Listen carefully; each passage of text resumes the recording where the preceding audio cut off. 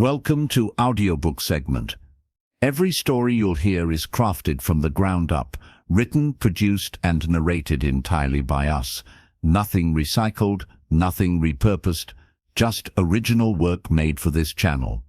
So grab your headphones, settle in, and enjoy today's audiobook.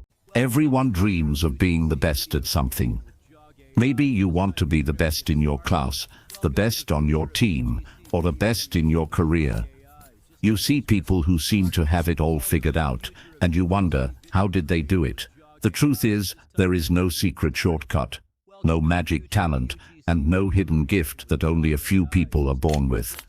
Greatness is not a mystery, it's a choice, built through mindset, habits, and daily effort. Think about the people who inspire you. Athletes, artists, inventors, leaders, or creators. They didn't wake up one morning and suddenly become the best. They became the best by following a set of rules, simple but powerful, that shaped the way they think and act every single day. These rules are not about talent. They are about transformation. They teach you how to take control of your thoughts, build strong habits, and push forward even when you fail. This audiobook is your guide to discovering those rules. You'll learn how belief, discipline, and persistence can turn ordinary effort into extraordinary success. You'll find that being the best is not about being better than others. It's about becoming better than you were yesterday. These 10 rules will help you do exactly that, step by step, one choice at a time. Before we begin, take a deep breath and make yourself a promise. Promise that you will listen with an open mind and apply what you learn. Promise that you won't quit just because something feels hard. Growth takes time, and mastery takes patience. But if you stay consistent, these 10 rules can change not only what you do, but who you become. Before we dive in, make sure to subscribe to this channel so you never miss a new audiobook that helps you grow, think bigger, and reach your full potential. Your journey to being the best starts right here, right now. Now, let's begin with rule number 1. Believe before you begin. Chapter 1. Believe before you begin. Every dream, every achievement, and every success story begins with one powerful thing: belief. Before you start any journey, before you chase any goal, you must first believe that you can. Without belief, no plan, no strategy, and no motivation will last long enough to carry you to the finish line. Think of belief as the foundation of a building. Without a strong base, no matter how beautiful the design is, the building will eventually collapse. In the same way, without belief, your efforts will fall apart the moment things get difficult. Belief doesn't mean you think everything will be easy. It means you trust yourself enough to keep going, even when it's hard. When you look at the people who've achieved great things, it's easy to assume they had something special, more talent, more luck, or better opportunities. But if you look deeper, you'll notice something else. Every one of them believed in themselves long before the world did. They believed when no one was watching, when no one was cheering, and when failure seemed certain. That inner belief was the spark that kept them moving forward. Imagine a young athlete standing at the starting line of a race. The crowd is loud, the competitors look stronger, and the pressure feels heavy. At that moment, the difference between winning and losing isn't strength, it's belief. The athlete who believes in their training, in their hard work, and in their purpose has already won half the battle before the race even begins. Belief shapes how you see challenges. When you don't believe in yourself, every obstacle feels like a wall. When you do believe, those same obstacles become steps. Belief doesn't remove problems, it transforms how you face them. The question changes from, "Can I do this?" to "How can I make this work?" That small shift in thinking changes everything. But here's the truth. Belief is not something that magically appears. You have to build it.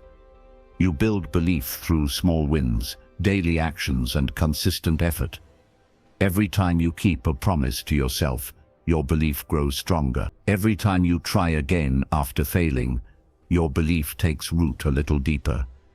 Every time you face fear and move anyway, you prove to yourself that you can be trusted. That's how belief is born, not from success but from persistence. Let's take an example.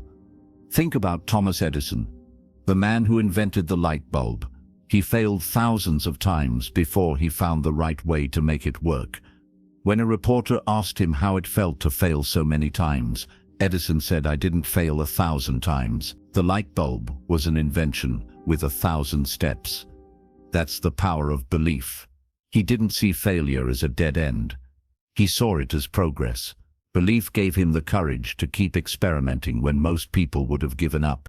Maybe your dream isn't to invent something or to break a record. Maybe it's something smaller, like getting better grades, building a business, learning an instrument, or improving your health. No matter what it is, belief is the first rule. If you don't believe in the possibility of your goal, you'll never commit enough to make it happen. But once you decide that it's possible for you, your mind starts working differently. You begin to see opportunities where others see limits. Many people wait for proof before they believe.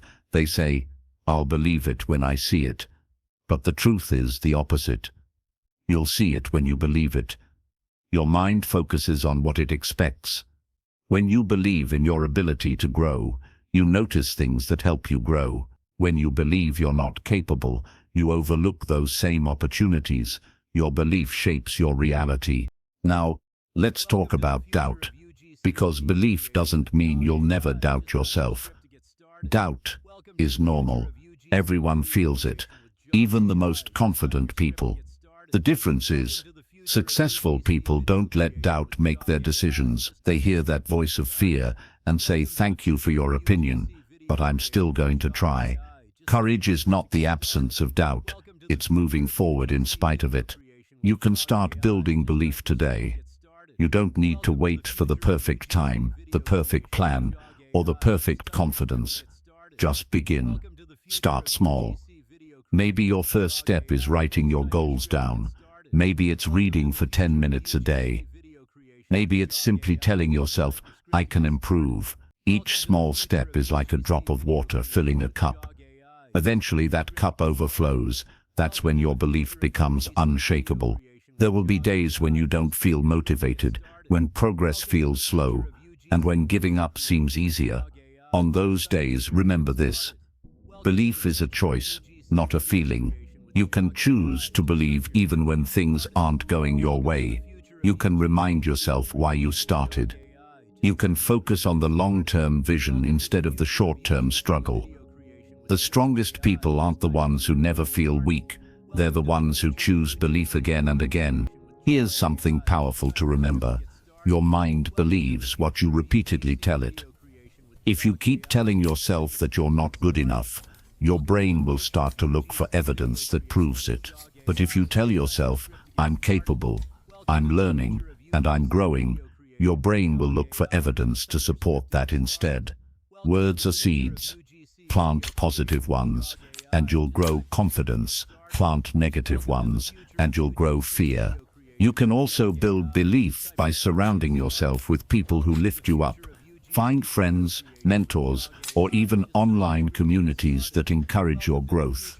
When you're around people who believe in possibility, it becomes easier to believe in yourself. On the other hand, if you constantly listen to people who doubt you, their voices will eventually become your own. Choose your environment wisely. It feeds your mindset more than you think. Let's pause for a moment and imagine your future. Picture yourself 6 months from now, 1 year from now, 5 years from now. Imagine what it would feel like to achieve what you've always wanted. Feel that success in your mind, the pride, the peace, the confidence. That vision is your fuel. Every time you start to lose belief, close your eyes and see that version of yourself again. That's who you're becoming, one step at a time. Belief doesn't mean you'll win every time. You'll still fail. You'll still make mistakes. But belief keeps you standing when others fall. It reminds you that failure is not the end. It's feedback. It tells you, "Okay, that didn't work. Let's adjust and try again." When you live with that mindset, you become unstoppable, because nothing can truly defeat someone who refuses to stop believing. The best way to understand belief is to experience it. So here's a simple exercise. Tonight, before you go to bed, write down one thing you want to achieve. Just one. Then write the sentence, "I believe I can make this happen." Read it out loud. It might feel strange at first, but keep doing it every night. Over time, you'll start to believe those words deeply. And once your belief grows stronger than your doubt, action becomes automatic. Being the best at anything doesn't start with skills or results. It starts with belief. Believe before you begin. Believe when no one else does. Believe when you fail. Believe when it's dark and you can't see the end of the road, because that belief will light your way. Every success story you admire started exactly like this, with one person deciding, "I can do this, you can too." Now that you've learned the first rule, it's time to take the next step in your journey.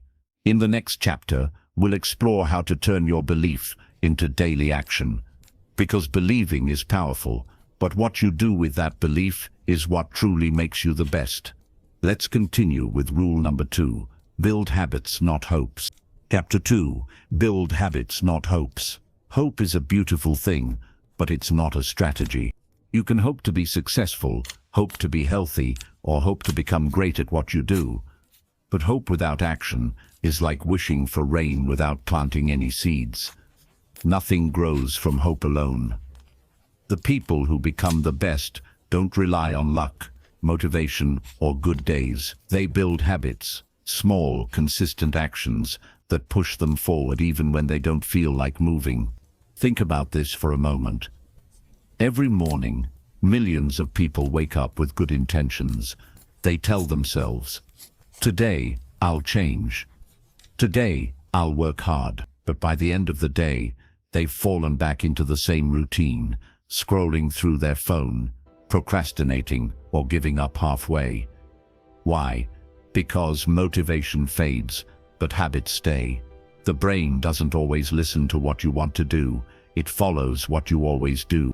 Habits are powerful because they remove the need for constant decision-making. Once something becomes a habit, it happens automatically.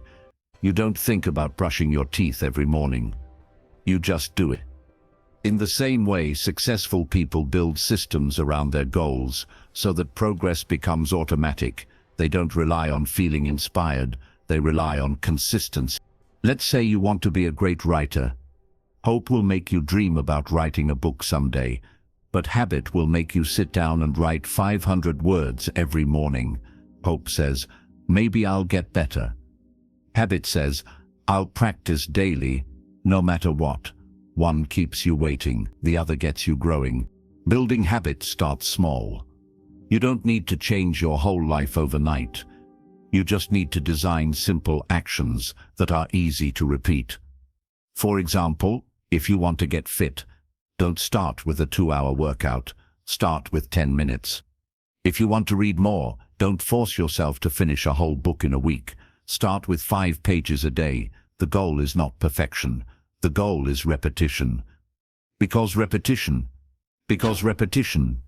builds rhythm, and rhythm builds results. When you repeat something often enough, it becomes part of who you are.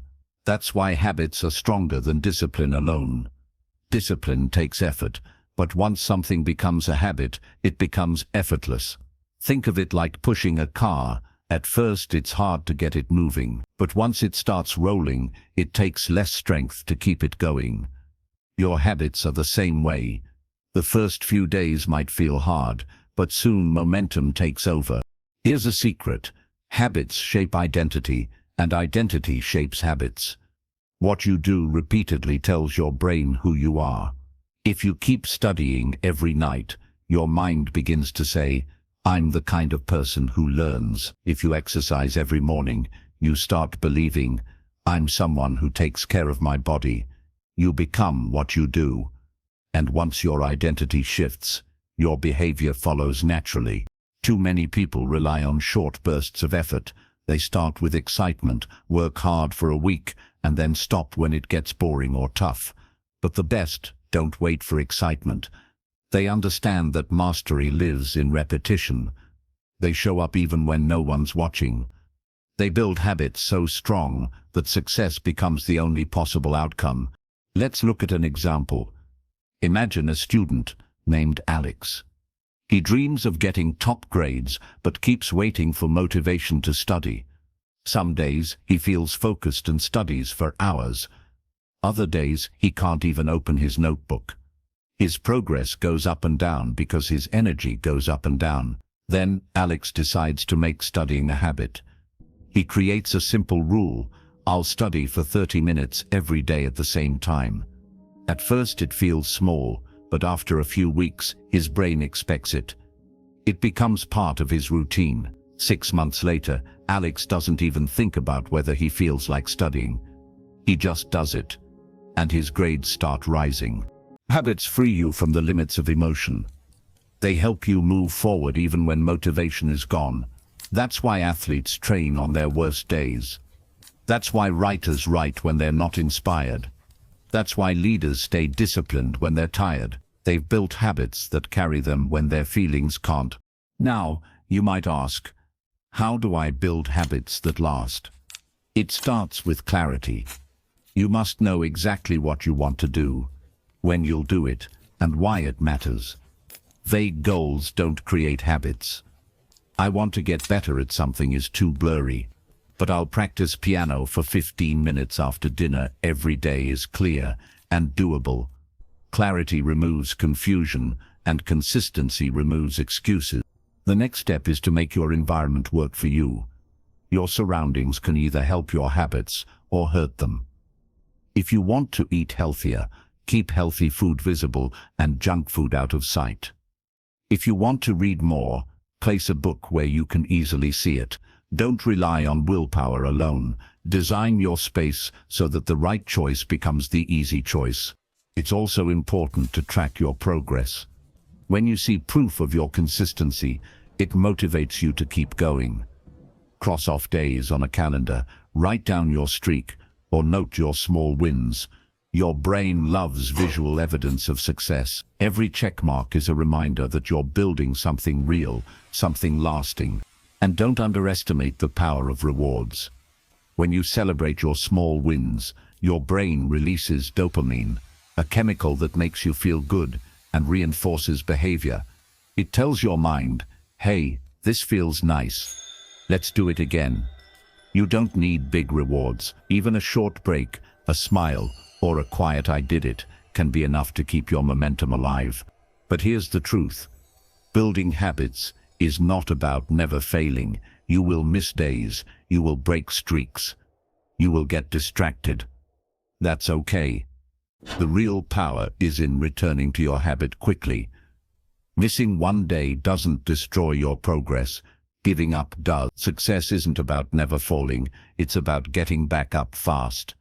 The sooner you return, the stronger your habit becomes.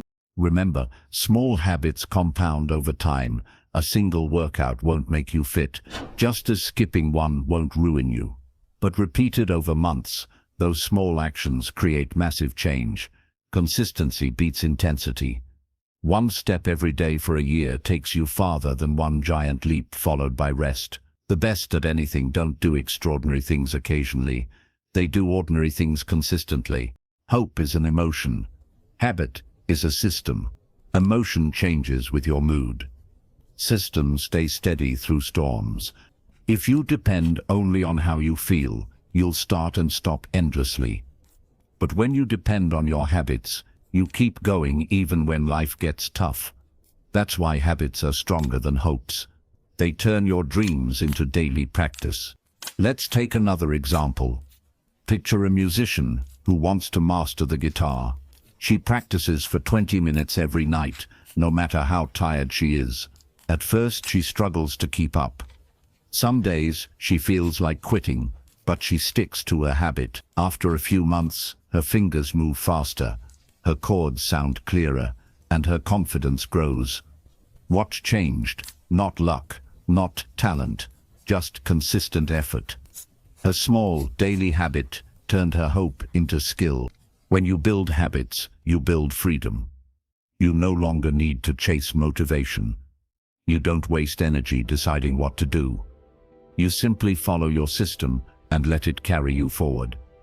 Habits are like autopilot for success. Once they're in place, they guide you toward your goals even when you're not thinking about them. So ask yourself, what habits are you building right now? Every day, whether you notice it or not, you're reinforcing certain patterns. Maybe it's checking your phone the moment you wake up. Maybe it's staying up too late. Maybe it's avoiding hard tasks. Each habit either builds you or breaks you. The key is to design them on purpose, not by accident. Start today.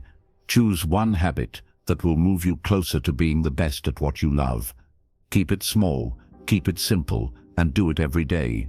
When you feel tired, remind yourself that consistency is more powerful than bursts of energy. When you feel lazy, remember that your future self is counting on you. When you feel stuck, just take one small step, because small steps, repeated daily, create big results. In the end, greatness isn't built in a day, it's built daily. Habits are your silent teammates. They work quietly, but their impact is loud. Hope will inspire you, but habit will transform you. Hope dreams of the finish line. Habit crosses it. Hope says, someday. Habit says, today. So, if you want to be the best at anything, stop waiting for motivation. Stop wishing for luck. Start building habits that make success your routine. Because the best don't hope to win, they prepare to win every single day. Now that you understand how habits create greatness, it's time to take the next step. In the next chapter, we'll talk about how to master your mind, so your focus and energy always work for you, not against you. Because once your habits are built, the next rule is to train your mind to stay strong and steady through every challenge. Let's continue with rule number 3. Master your mind. Chapter 3. Master your mind. Before you can master any skill, you have to master the one thing that controls everything else, your mind. Your thoughts create your world. Every action you take begins as a thought. Every decision, every hesitation, every success or failure, it all starts in your mind. If your mind is scattered, your actions will be scattered. But if your mind is focused, disciplined, and calm, you can shape your life the way you want. Mastering your mind is the key that unlocks everything else. Imagine your mind as a powerful machine. It never stops working. From the moment you wake up to the moment you fall asleep, it's creating stories, memories, plans, and fears. Most people let this machine run wild. They believe every thought that pops up, even the negative ones. They let doubts, fears, and distractions take control. But the best at anything don't let their mind control them. They learn how to control their mind. The mind is like a river. If you don't guide its flow, it floods everywhere. But if you build channels and direct it with purpose, it becomes a source of power. That's what mental mastery is, guiding your thoughts so they work for you, not against you. When you train your mind, you train your future. So, how do you master your mind? The first step is awareness. You can't change what you don't notice. Most people go through life reacting to whatever happens, without realizing how much control they actually have. They let anger, fear, or laziness take over, because they don't see those emotions coming. But awareness gives you power. It lets you catch a thought before it becomes a habit. Start by noticing your mental patterns. When do you feel most distracted? What triggers your frustration? When do you feel confident, focused, or creative? Once you observe your own mind, you begin to understand how it works. You'll realize that thoughts are not commands, they're suggestions. You get to choose which ones to listen to. The second step is focus. Your mind can't hold on to everything at once. It's like a flashlight. Whatever you shine it on becomes your reality. The best performers in any field have learned how to control that beam. When they work, they are fully present. When they rest, they are fully at peace. They don't let their attention jump between 10 things at once, because divided attention is diluted power. In today's world, Distractions are everywhere. Social media, messages, noise, they all fight for your focus. But your mind can't grow strong in chaos. It grows through stillness. You have to train focus like a muscle. That means setting clear boundaries, practicing deep work, and giving your full energy to one thing at a time. Even 10 minutes of total focus is better than an hour of half-hearted effort. Let's say you're studying or practicing your craft. Every time your phone lights up, your brain gets a small hit of dopamine. It feels good for a moment, but breaks your concentration. After a while, your brain becomes addicted to that quick reward. You start craving distraction, but if you learn to resist it, if you teach your mind to stay with one thing longer, you build mental strength. You build the kind of focus that separates amateurs from masters. The third step to mastering your mind is controlling your inner voice. You know that voice, the one that whispers, "You can't do this," or "What if you fail?" Everyone has it, even the most successful people. The difference is, they don't believe everything it says. They talk back. They replace fear with direction. They turn self-doubt into self-discipline. Your inner dialogue matters more than you think. It shapes how you act under pressure. When you say to yourself, "I always mess up," your brain looks for proof. But when you say, "I'm learning and I'm getting stronger," your brain finds a different path. The words you feed your mind become the food your future lives on. Speak to yourself like someone you're responsible for helping. Mastering your mind also means learning how to stay calm under pressure. Challenges, failures, and stress will always appear. You can't control what happens, but you can control how you respond. That's the difference between panic and power. When things go wrong, your primitive brain wants to react, fight, run, or freeze. But the trained mind pauses. It breathes. It observes before acting. That's how you make better decisions, even when everything feels chaotic. One powerful tool for mastering your mind is mindfulness, the practice of being fully present. It doesn't mean you have to meditate for hours. It means being aware of what's happening right now without judgment. When you eat, eat. When you walk, walk. When you work, work. Simple presence turns ordinary moments into training for focus and clarity. Here's an exercise. Sit quietly for 5 minutes each day. Close your eyes, breathe slowly, and notice your thoughts. Don't fight them. Just watch them pass like clouds in the sky. You'll start to see how restless your mind is, but with time you'll also see how it calms down. That small practice can strengthen your mental control more than hours of forced effort. Another key to mastering your mind is visualization. Before great athletes perform, they often close their eyes and see the entire routine in their head. They imagine the movement, the feeling, the sound of success. This isn't fantasy, it's mental training. Your brain doesn't fully separate imagination from reality. When you visualize success clearly, your brain starts believing it's possible. It prepares your body to act with confidence. But be careful. Visualization isn't about daydreaming. It's about preparation. You don't just imagine winning, you imagine doing the work it takes to win. You visualize yourself handling pressure, staying calm, and executing perfectly. That mental rehearsal builds confidence and reduces fear. You're training your mind to see yourself as capable before you even step into the challenge. To truly master your mind, you must also protect it from negativity. The information you consume shapes your thoughts. If you feed your brain constant fear, gossip, or pessimism, it becomes your reality.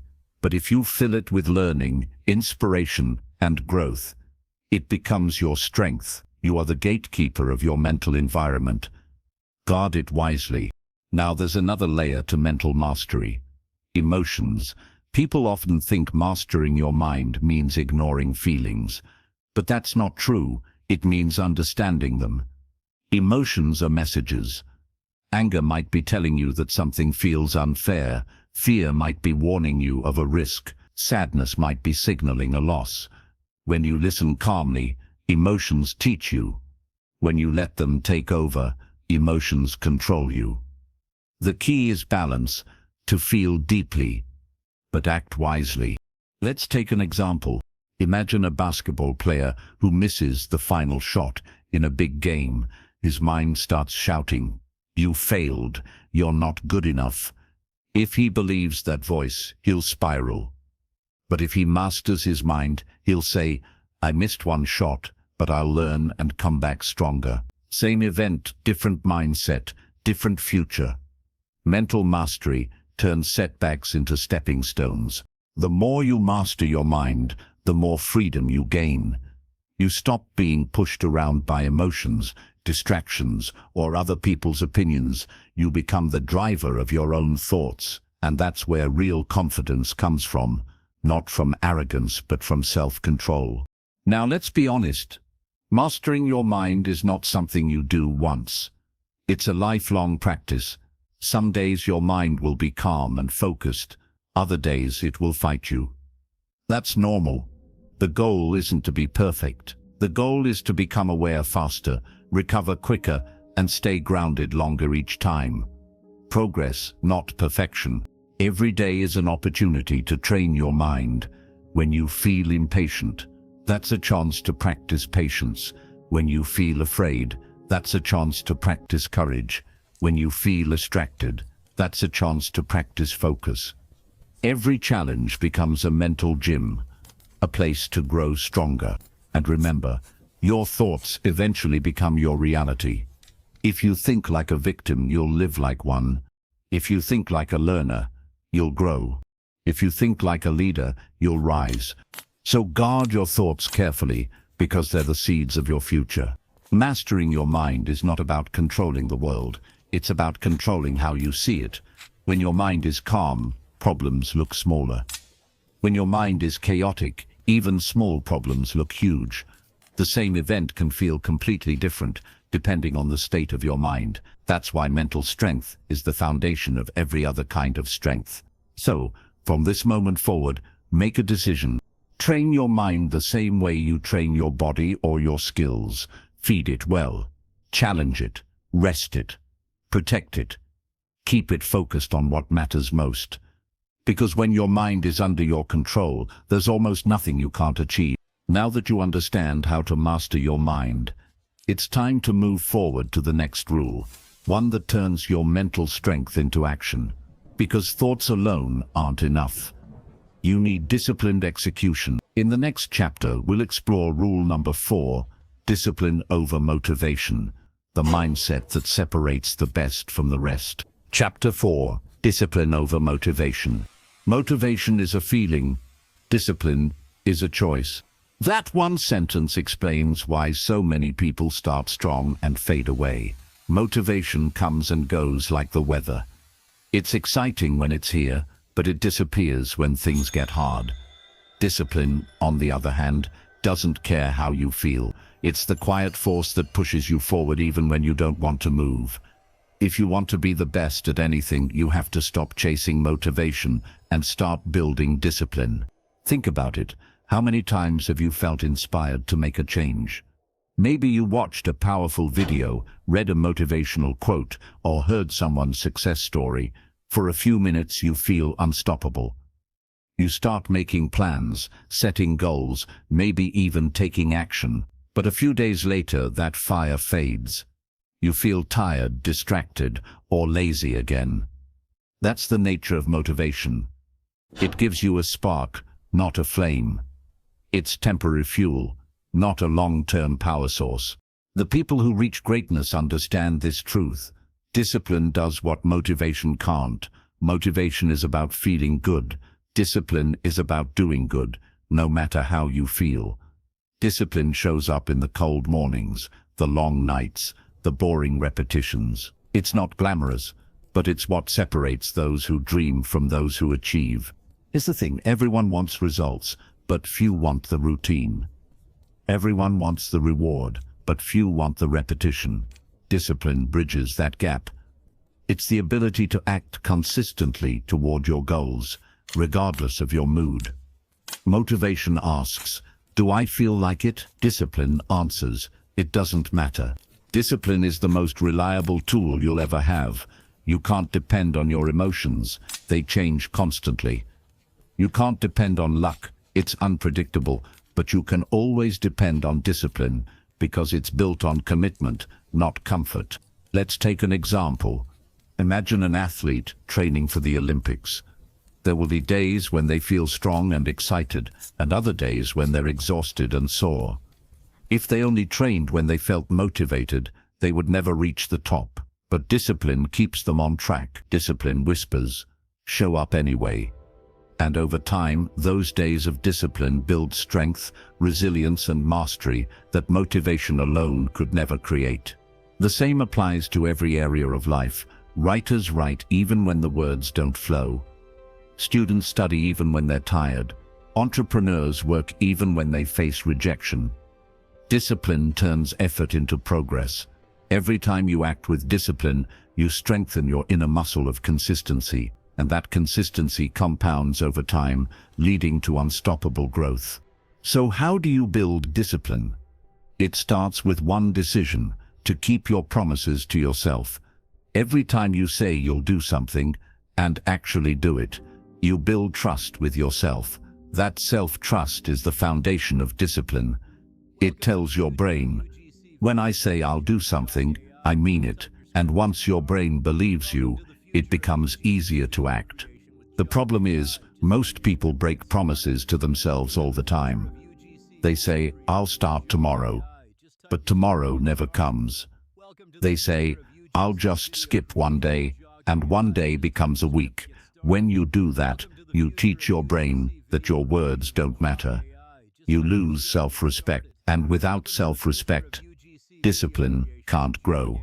To rebuild it, start small. Don't try to change everything overnight. Set one clear, simple rule for yourself. Something realistic, but meaningful. Maybe it's I'll wake up 15 minutes earlier, or I'll read for 10 minutes each day. Then, follow through.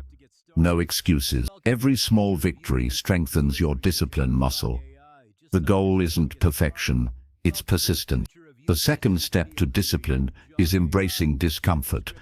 Discipline lives in the space between what's easy and what's necessary. Most people quit when things get uncomfortable, but the best learn to befriend that discomfort. They understand that pain, boredom, and struggle are part of the process. Discipline means doing the right thing, even when it doesn't feel good in the moment. Let's say you're trying to build a new habit. Maybe exercising every morning. The first few days, motivation might carry you. But soon, the alarm feels annoying, your body feels tired, and your mind starts making excuses. I'll do it later, it says. I deserve a break. That's the moment where discipline steps in. Discipline says no. We move now. That moment right there, that's where winners are made. Discipline also means controlling your impulses. Your brain is wired for instant gratification. It loves quick rewards, but real success requires delayed gratification. The ability to wait for something better later. The best at anything are masters of this. They say no to short-term comfort, so they can say yes to long-term growth. They skip the easy pleasure now to enjoy the deeper reward later. You build this ability by practicing small acts of control. For example, resist checking your phone during work. Delay eating that snack for 5 minutes. Finish your task before taking a break. These small wins strengthen your willpower, which is like a muscle. The more you use it, the stronger it gets. Now, there's a myth that disciplined people are always serious or strict, but discipline doesn't mean being harsh. It means being clear. You don't have to punish yourself for mistakes. You just have to stay accountable. If you miss a day, get back up the next day. Discipline is not about never falling. It's about never staying down. One powerful tool for building discipline is structure. When you have clear routines and systems, discipline becomes easier.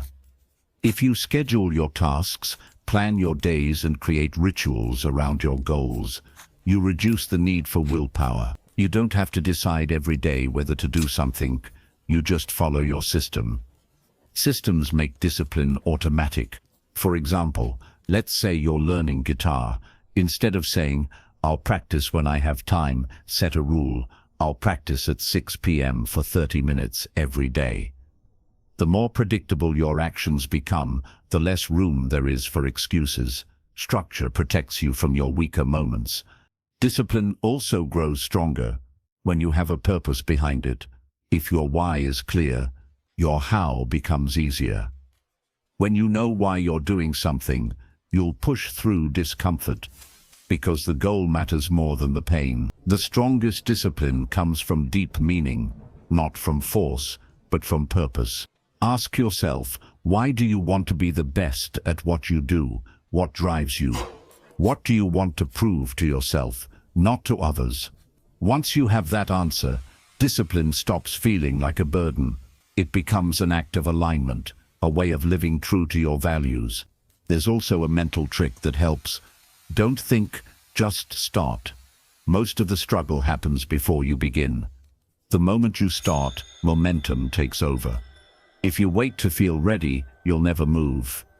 Discipline says, start first, feelings will follow. That's how professionals operate. They don't wait for inspiration. They create it through action. Over time, discipline creates freedom. It sounds strange, but it's true. When you live without discipline, you become a slave to your emotions, distractions, and impulses. But when you live with discipline, you gain control. You decide how to spend your time, where to focus your energy, and what kind of person you become. Discipline isn't a cage, it's the key to freedom. Let's take one more example. Think of a musician who practices every single day, even when she doesn't feel like it. While others rely on motivation, she relies on discipline. After months, her skills sharpen.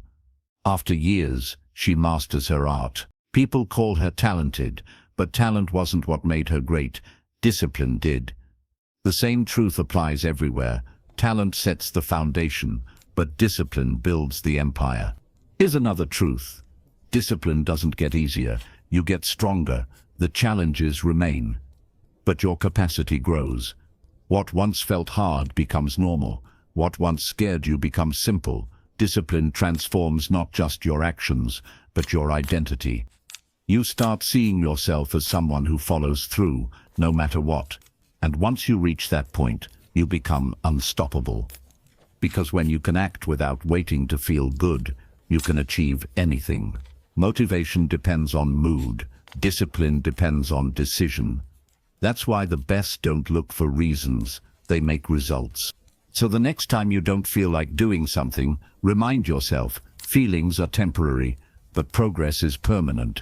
Don't ask, do I feel motivated? Ask, what needs to be done? Then do it, calmly, consistently, without drama. That's how champions are built. Discipline is the bridge between goals and achievement. It's what keeps you walking when motivation stops running. It's the silent promise you make to your future self. I'll do the work, even when it's hard. And if you keep that promise long enough, one day, success will feel inevitable. Now that you understand why discipline is more powerful than motivation, it's time to turn that strength into focused growth. Because discipline gives you control, but focus decides direction. In the next chapter, we'll explore rule number 5, focus on progress, not perfection. This is where true mastery begins. Chapter 5, focus on progress, not perfection. Perfection sounds beautiful, doesn't it? Flawless performance. Zero mistakes. Everything going exactly as planned. It's the image that many people chase their entire lives. But here's the truth. Perfection doesn't exist. It's an illusion, a moving target that keeps you stuck. The people who become the best aren't perfect. They're consistent. They focus on progress, not perfection. They understand that small steps taken daily matter far more than flawless steps taken rarely. Perfection is seductive because it feels safe. It tells you, don't start until you're ready. Don't try until you can guarantee success. It whispers lies that sound like wisdom, but what it really does is hold you back. It keeps you waiting for the perfect moment, the perfect idea, the perfect condition. And that perfect moment never comes. Progress, on the other hand, starts with what you have, where you are, and moves forward one imperfect step at a time. Think about it. Every great invention, every successful person, every breakthrough, they all began messy. The first airplane barely flew.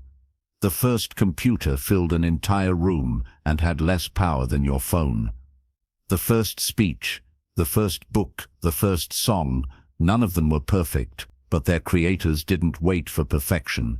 They just started, learned, adjusted, and improved. That's progress. That's growth. Progress is alive. It's movement. It's the act of trying, failing, learning, and trying again. Perfection, on the other hand, is a trap. It stops movement. It says you can't make a mistake. But mistakes are the only way to learn. Every failure carries a lesson. Every attempt builds skill. Every error teaches you something about how to do it better next time. The only people who never fail are the ones who never try. Let's take an example. Imagine a young painter named Sarah. She dreams of creating a masterpiece, something so good that people will remember her forever. But every time she starts painting, she stops halfway. She looks at her work, sees the flaws, and gives up. It's not perfect, she says. I'll try again later. Years go by, and her canvas stays empty. One day, an older artist tells her, perfection is the enemy of art. Finish your work, even if it's imperfect. Every painting you complete teaches you something the next one will need. Sarah listens. She starts finishing her paintings, messy, uneven, imperfect. But each one gets better. 10 paintings later, she finally creates something beautiful. Not perfect, but powerful. That's what progress does. It builds skill through action. When you focus on progress, you free yourself from fear, fear of judgment, fear of failure, fear of not being good enough. All of that comes from trying to be perfect. Progress doesn't demand perfection. It only asks for effort.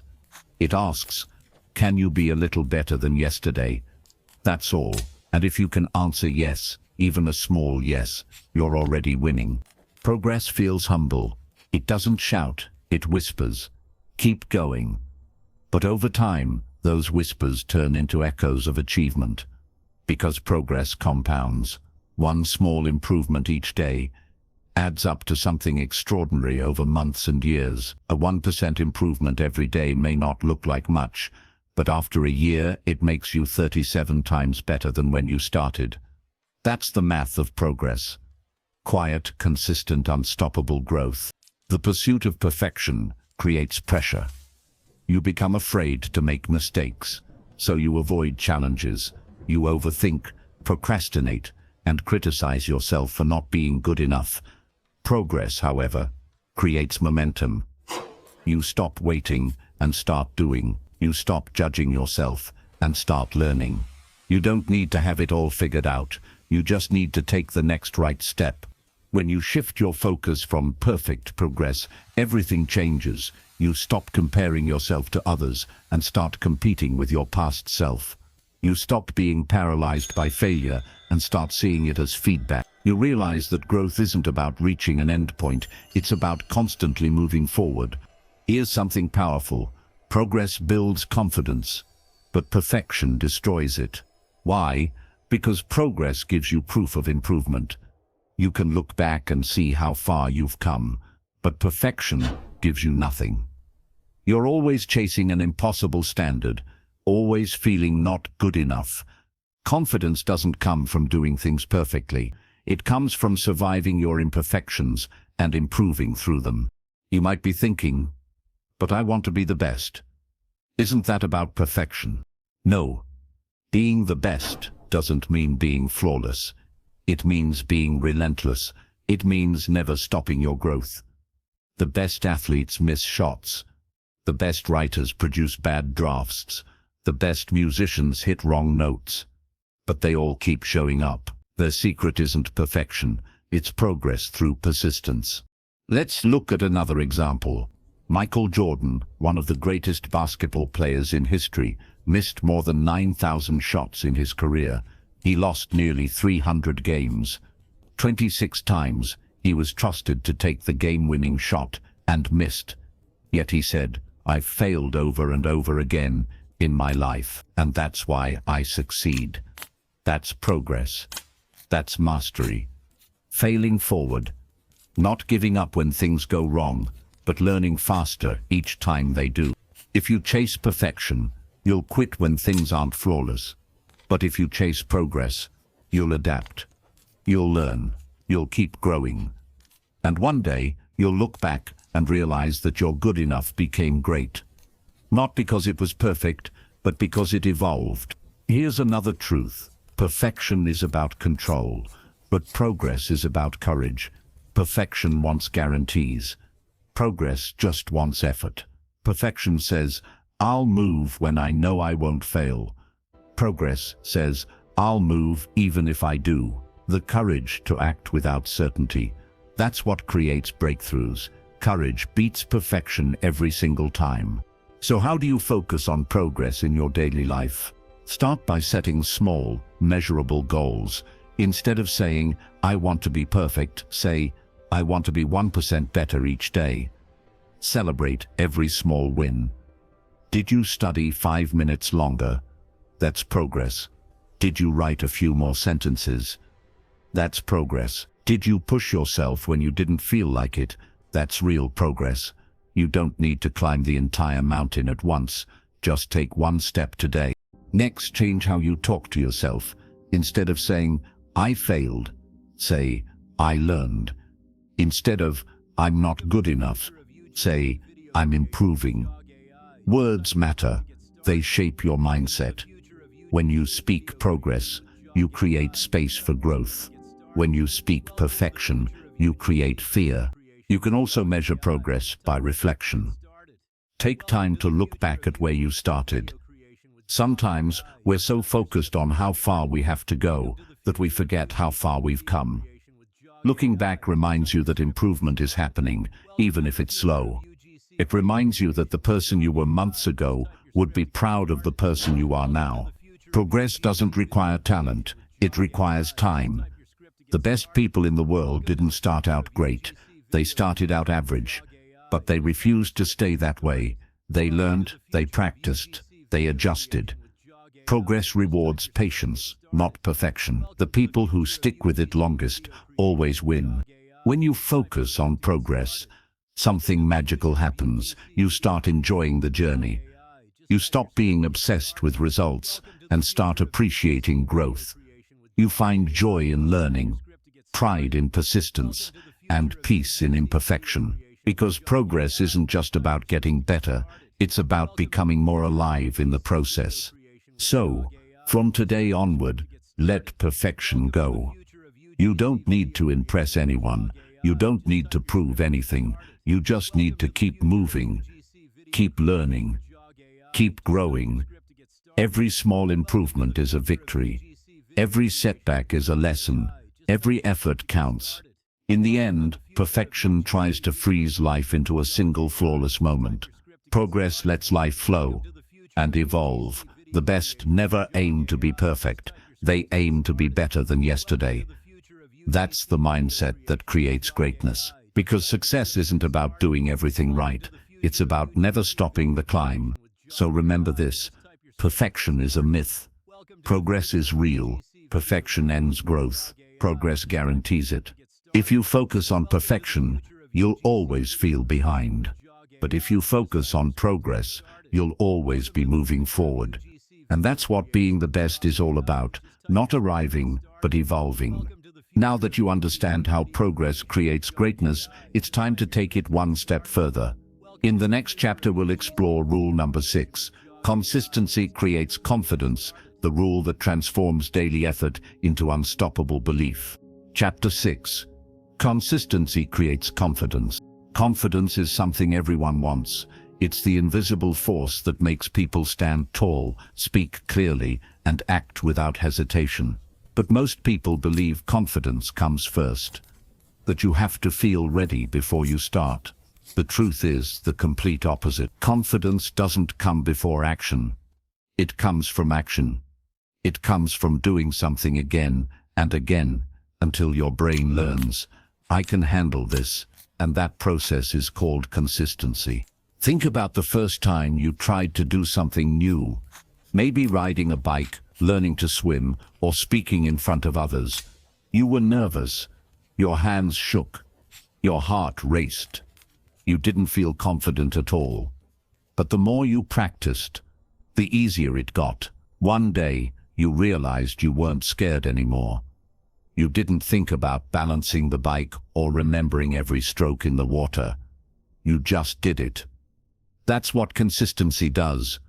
It turns fear into familiarity and effort into ease. Consistency is the quiet power behind every great success story. It doesn't shout or brag. It just keeps showing up, day after day, even when no one is watching. People who master consistency don't depend on motivation. They depend on discipline. Motivation gets you started, but consistency keeps you moving. It's the bridge between your goals and your achievements. Imagine you plant a seed. You water it once, and then you walk away. Will it grow? Of course not. Growth doesn't happen with one big effort. It happens with small, steady care. The same is true for your dreams.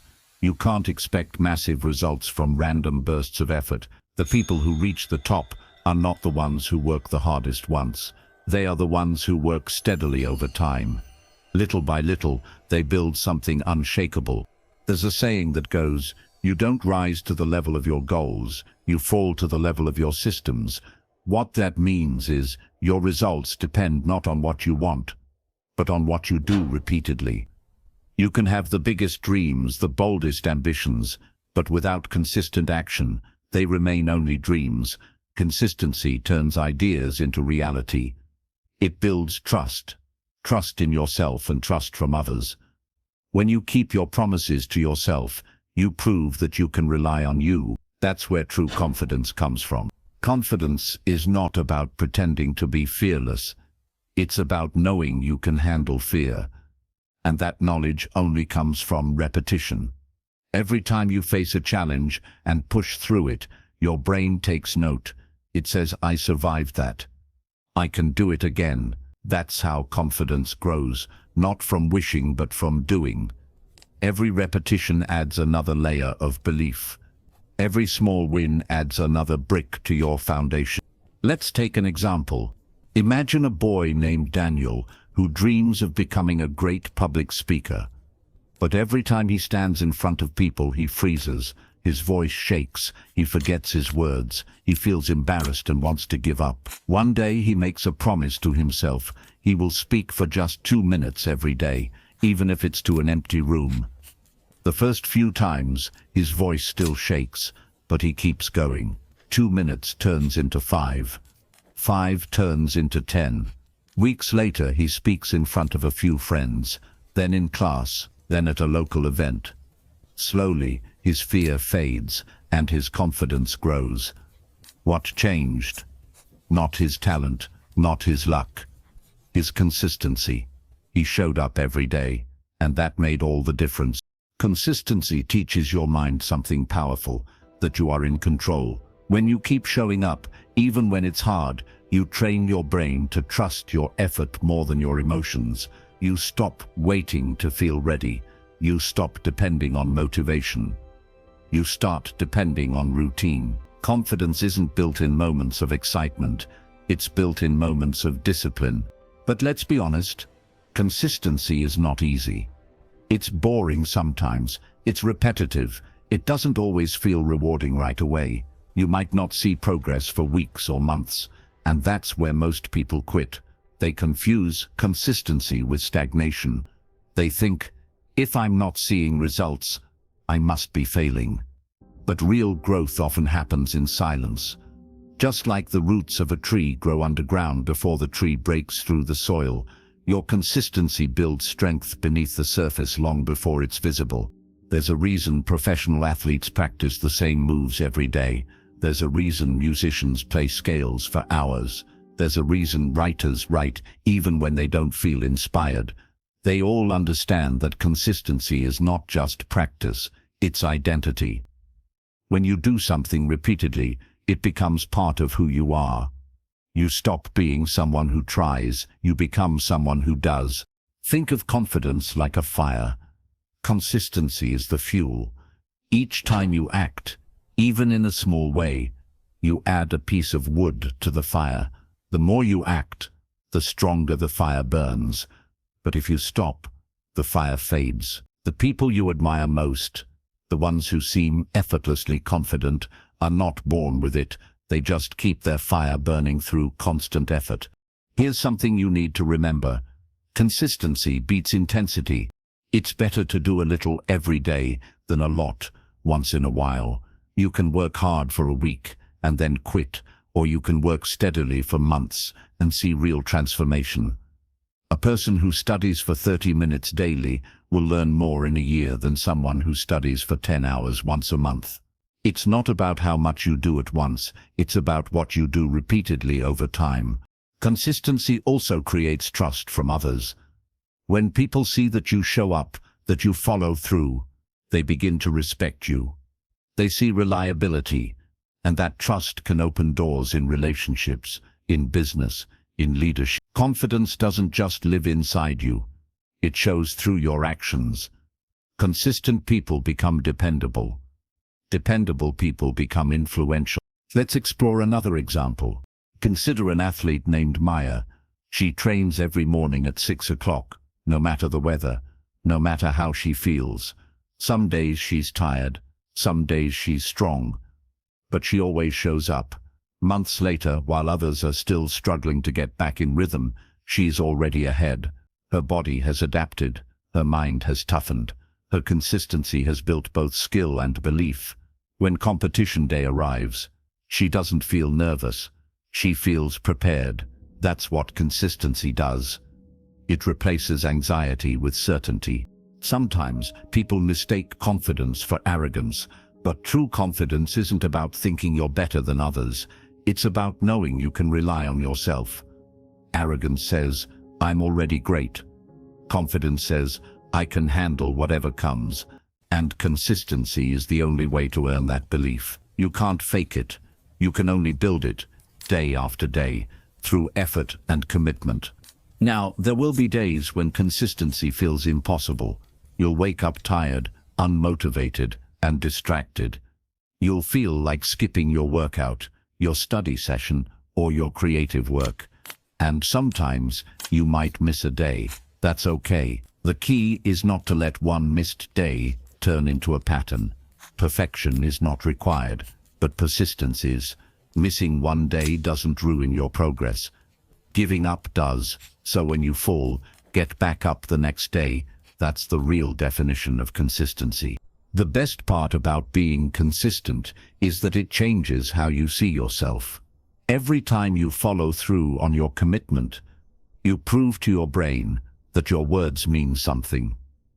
You said you would, and you did.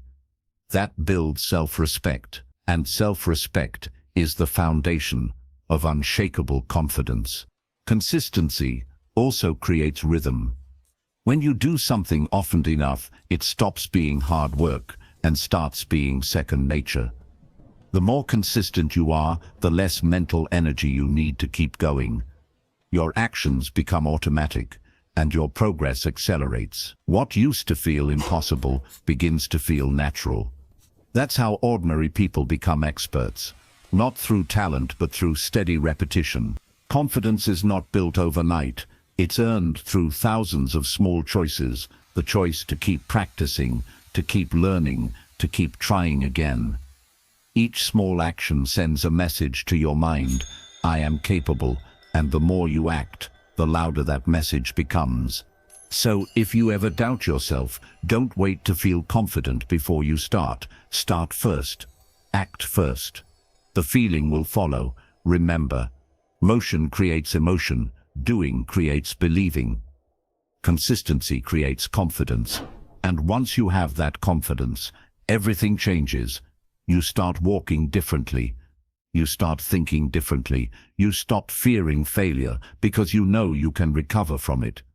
You stop worrying about being perfect because you trust the process. That's the power of consistency. It turns effort into identity and repetition into resilience. So, keep showing up, even when it's hard, even when it's boring, even when it feels slow. You're not just building skills, you're building confidence with every single repetition. Every time you keep your promise to yourself, you grow stronger. Every time you follow through, you move closer to the best version of yourself. Consistency creates confidence. Confidence fuels persistence, and persistence makes you unstoppable. In the next chapter, we'll explore how to use that confidence to handle one of life's biggest challenges, failure, because the best aren't the ones who never fail. They're the ones who learn how to rise again. Welcome to Chapter 7, Turn Failure into Fuel. Chapter 7, Turn Failure into Fuel. Failure. Just hearing the word can make your stomach twist. No one likes to fail. We grow up believing failure means weakness, embarrassment, or defeat. In school, failing a test feels like proof that you're not smart enough. In life, failing at something you care about feels like proof that you're not good enough. But the truth is completely different. Failure is not the opposite of success, it's part of it. The people who reach the top aren't the ones who never fail. They're the ones who know how to turn failure into fuel. Think about this for a moment. Every successful person you admire has failed, probably more times than you can imagine. The greatest athletes miss thousands of shots. The best authors have books that never sold. The most famous inventors created hundreds of broken designs before one finally worked. The difference is that they didn't stop. They didn't let failure define them. They used it as energy to learn, grow, and come back stronger. When you fail, you're not being punished. You're being taught. Failure is a teacher, not a judge. It shows you what doesn't work so you can figure out what does. Every mistake carries a message. If you listen closely, it tells you exactly where to improve. The people who learn to see failure this way never lose. They either win or they learn. That's the mindset of a champion. Let's imagine a story. There's a boy named Ethan. He dreams of being a soccer star. Every day, he practices after school. But during his first big game, he misses an easy shot that could have won the match. His team loses. His friends are disappointed. He feels crushed. For days, he replays the moment in his mind, wishing he could go back and fix it. Then, one afternoon, his coach says something that changes everything. You can't change that moment, the coach says, but you can learn from it. That miss showed you exactly what to work on. Don't waste it. Use it. Ethan starts practicing even harder. He studies his form, improves his focus, and practices hundreds of shots. A few months later, during another game, he gets the same chance, and this time he scores. The crowd cheers. But what truly changed him wasn't the goal. It was what he learned from the miss. His failure became his fuel. That's what successful people do. They don't fear failure. They use it. They treat it as feedback, not final judgment. When something goes wrong, they don't say, "I can't." They say, "Not yet." That small shift in thinking makes a huge difference. Not yet means you believe in improvement. It means you see failure as a step, not a stop. Failure feels painful because it challenges your ego. It forces you to face your limits, but that's exactly what helps you grow. Every failure is like a mirror, showing you your blind spots. Maybe you weren't prepared enough. Maybe you rushed. Maybe you didn't focus. That's not shame. That's data. If you use it wisely, it becomes your roadmap to mastery.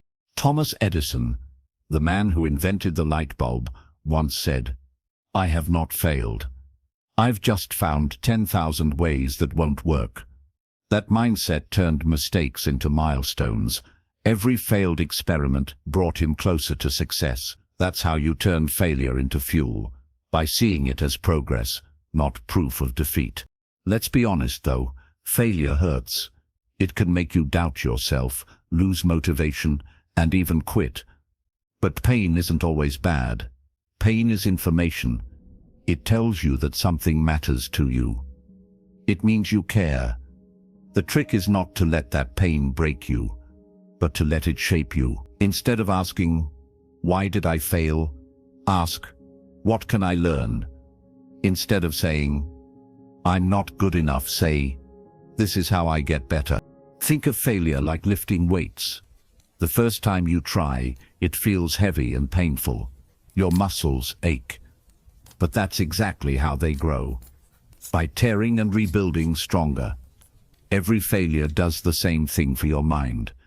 It breaks down what's weak and rebuilds what's strong. That's why the people who fail most often are usually the ones who grow the fastest. There's a dangerous myth that success should feel smooth, that if something is meant for you, it'll come easily. That's not true.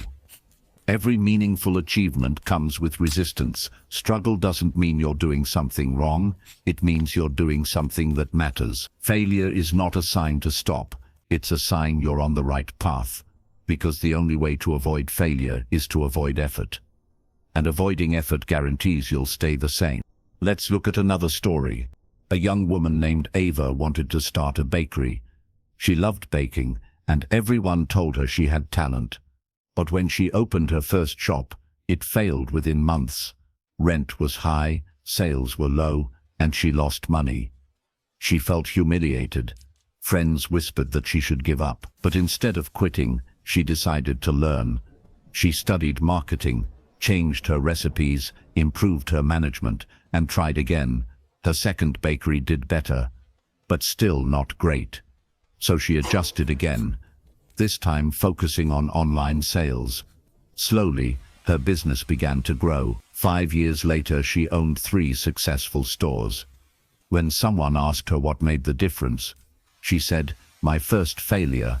It taught me everything success never could." That's the secret. Success feels good, but failure teaches. If you learn from every mistake, then failure becomes your most powerful ally. Every setback prepares you for a bigger comeback.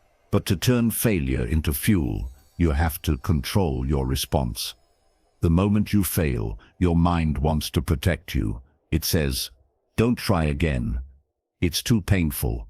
That's natural. Your brain is wired to avoid pain, but greatness demands you face it. The key is to shorten the time between failure and your next attempt. The faster you get back up, the less power failure has over you. When you fall, get curious instead of angry. Ask, "What did this teach me? What can I do differently next time? What did I do right that I can build on?" Failure becomes fuel when you use it to refine, not regret. You also have to separate your identity from your mistakes. Failing doesn't make you a failure.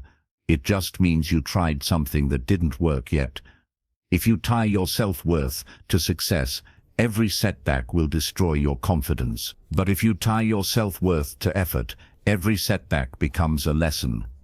The strongest people are not the ones who never fall. They're the ones who fall and rise again with more wisdom.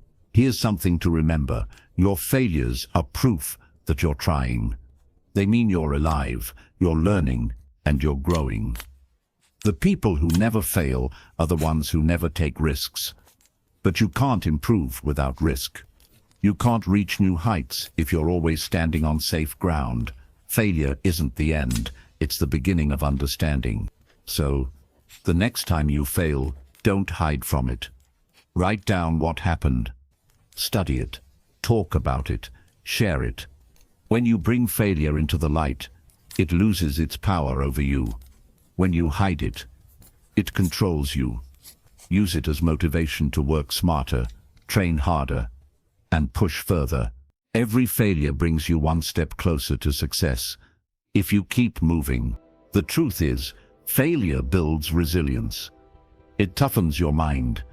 It prepares you for the pressure that success brings. You learn patience. You learn humility. You learn that success isn't just about talent, It's about endurance. People who have never failed can't handle real challenges because they've never learned to recover. Failure gives you that strength. It teaches you to adapt, to persevere, and to believe in your comeback. Remember, the only real failure is quitting. As long as you keep learning and trying, you haven't failed, you're just in progress. Every great comeback story started with a breakdown. Every champion was once a beginner who refused to give up. You can't control every outcome, but you can always control your response. Choose growth over guilt. Choose curiosity over shame. Choose action over fear. Failure is not the end of your story. It's the part that makes your story worth telling. So, when life knocks you down, don't ask, "Why me?" Ask, "What's next?" That's how winners think. They turn pain into purpose, loss into lessons, and failure into fuel. Because at the end of the day, it's not about how many times you fall. It's about how many times you get back up, and what you learn each time you do. Now that you know how to turn failure into fuel, it's time to take that resilience and use it to push beyond your limits. In the next chapter, we'll explore rule number 8, push beyond comfort, where real growth begins and true greatness is born. Chapter 8, push beyond comfort. Comfort is easy. Comfort feels safe, familiar, and warm. It's where everything seems under control. But here's the truth. Nothing great ever grows in comfort. Every time you choose comfort over challenge, you trade your potential for peace. You trade what could be for what's easy right now. If you want to be the best at anything, you must learn to push beyond comfort. Because growth only begins where comfort ends. Think about your body. When you exercise, your muscles only grow when they are challenged. If you lift the same light weight every day, your body stops changing. But when you lift something heavier, something that feels uncomfortable, your muscles break down, rebuild, and grow stronger. The same rule applies to your mind, your skills, and your dreams. If you never push yourself beyond what's easy, you'll never discover what you're capable of. Most people stay stuck because they confuse comfort with happiness. Comfort gives short-term relief, but long-term regret. Challenge gives short-term struggle, but long-term pride. The path to greatness is not smooth. It's steep, uncomfortable, and uncertain. But that's exactly why it transforms you. Every time you step outside your comfort zone, you prove to yourself that you can do more than you thought. Imagine this. A girl named Mia dreams of becoming a professional dancer. She's talented, but she only practices the moves she's already good at. She avoids the hard routines because they make her feel awkward. One day, her instructor tells her, "Mia, if you only do what's easy, you'll stay where you are." So she starts pushing herself, new techniques, new stretches, longer hours. At first it's frustrating. She makes mistakes, she falls, she wants to quit. But over time, the movements that once scared her become natural. She realizes her comfort zone was just a cage built by fear. The moment she stepped outside it, she began to soar. That's the secret. Comfort feels safe, but it quietly holds you back. It tells you lies like, "You're fine where you are," or "You don't need to change." But deep inside, a voice whispers, "You're made for more." The only way to honor that voice is by choosing discomfort on purpose, because discomfort is the doorway to growth. Let's be honest. Pushing beyond comfort doesn't feel good. It's not supposed to. It feels strange, uncertain, and even painful at times. But that pain is progress in disguise. It's the feeling of transformation.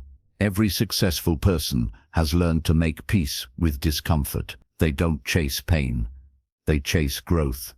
And they know that every time they push a little further, they stretch their limits and expand their potential. There's a science behind this too. Psychologists call it the stretch zone. You have 3 zones in life: the comfort zone, the stretch zone, and the panic zone. In the comfort zone, you feel safe but don't grow. In the panic zone, you feel overwhelmed and shut down. But in the stretch zone, you feel challenged. Not too easy, not too hard, just enough to push your limits. That's where learning happens. The best know how to live in that stretch zone. They keep pushing, little by little, every single day. Consider an example from history. When explorers set out to discover new lands, they had to leave the safety of familiar shores. They faced storms, hunger, and uncertainty. But if they hadn't left their comfort zone, the world would have remained smaller. Growth, personal, professional, and global, has always required courage to step into the unknown. The same applies to you. Maybe your comfort zone is staying silent when you should speak, or avoiding the gym because it feels intimidating, or never sharing your ideas because you fear rejection. Whatever it is, staying in comfort means staying small. You can't improve what you avoid. Growth requires exposure to failure, to challenge, to fear. But here's the magic. Once you face what scares you, it loses its power. Think of a baby learning to walk. The first steps are full of falls, tears, and stumbles. But imagine if the baby gave up after the first fall. They'd never learn to walk. The baby doesn't stop because falling feels uncomfortable. They keep going because curiosity is stronger than comfort. You were once that brave, fearless, determined, and willing to fall to learn. Somewhere along the way, life taught you to fear discomfort. But to grow, you must return to that childlike courage. Comfort is where dreams die quietly. It's where potential fades without ever being tested. When you stay too comfortable, your brain stops seeking challenges. It stops adapting.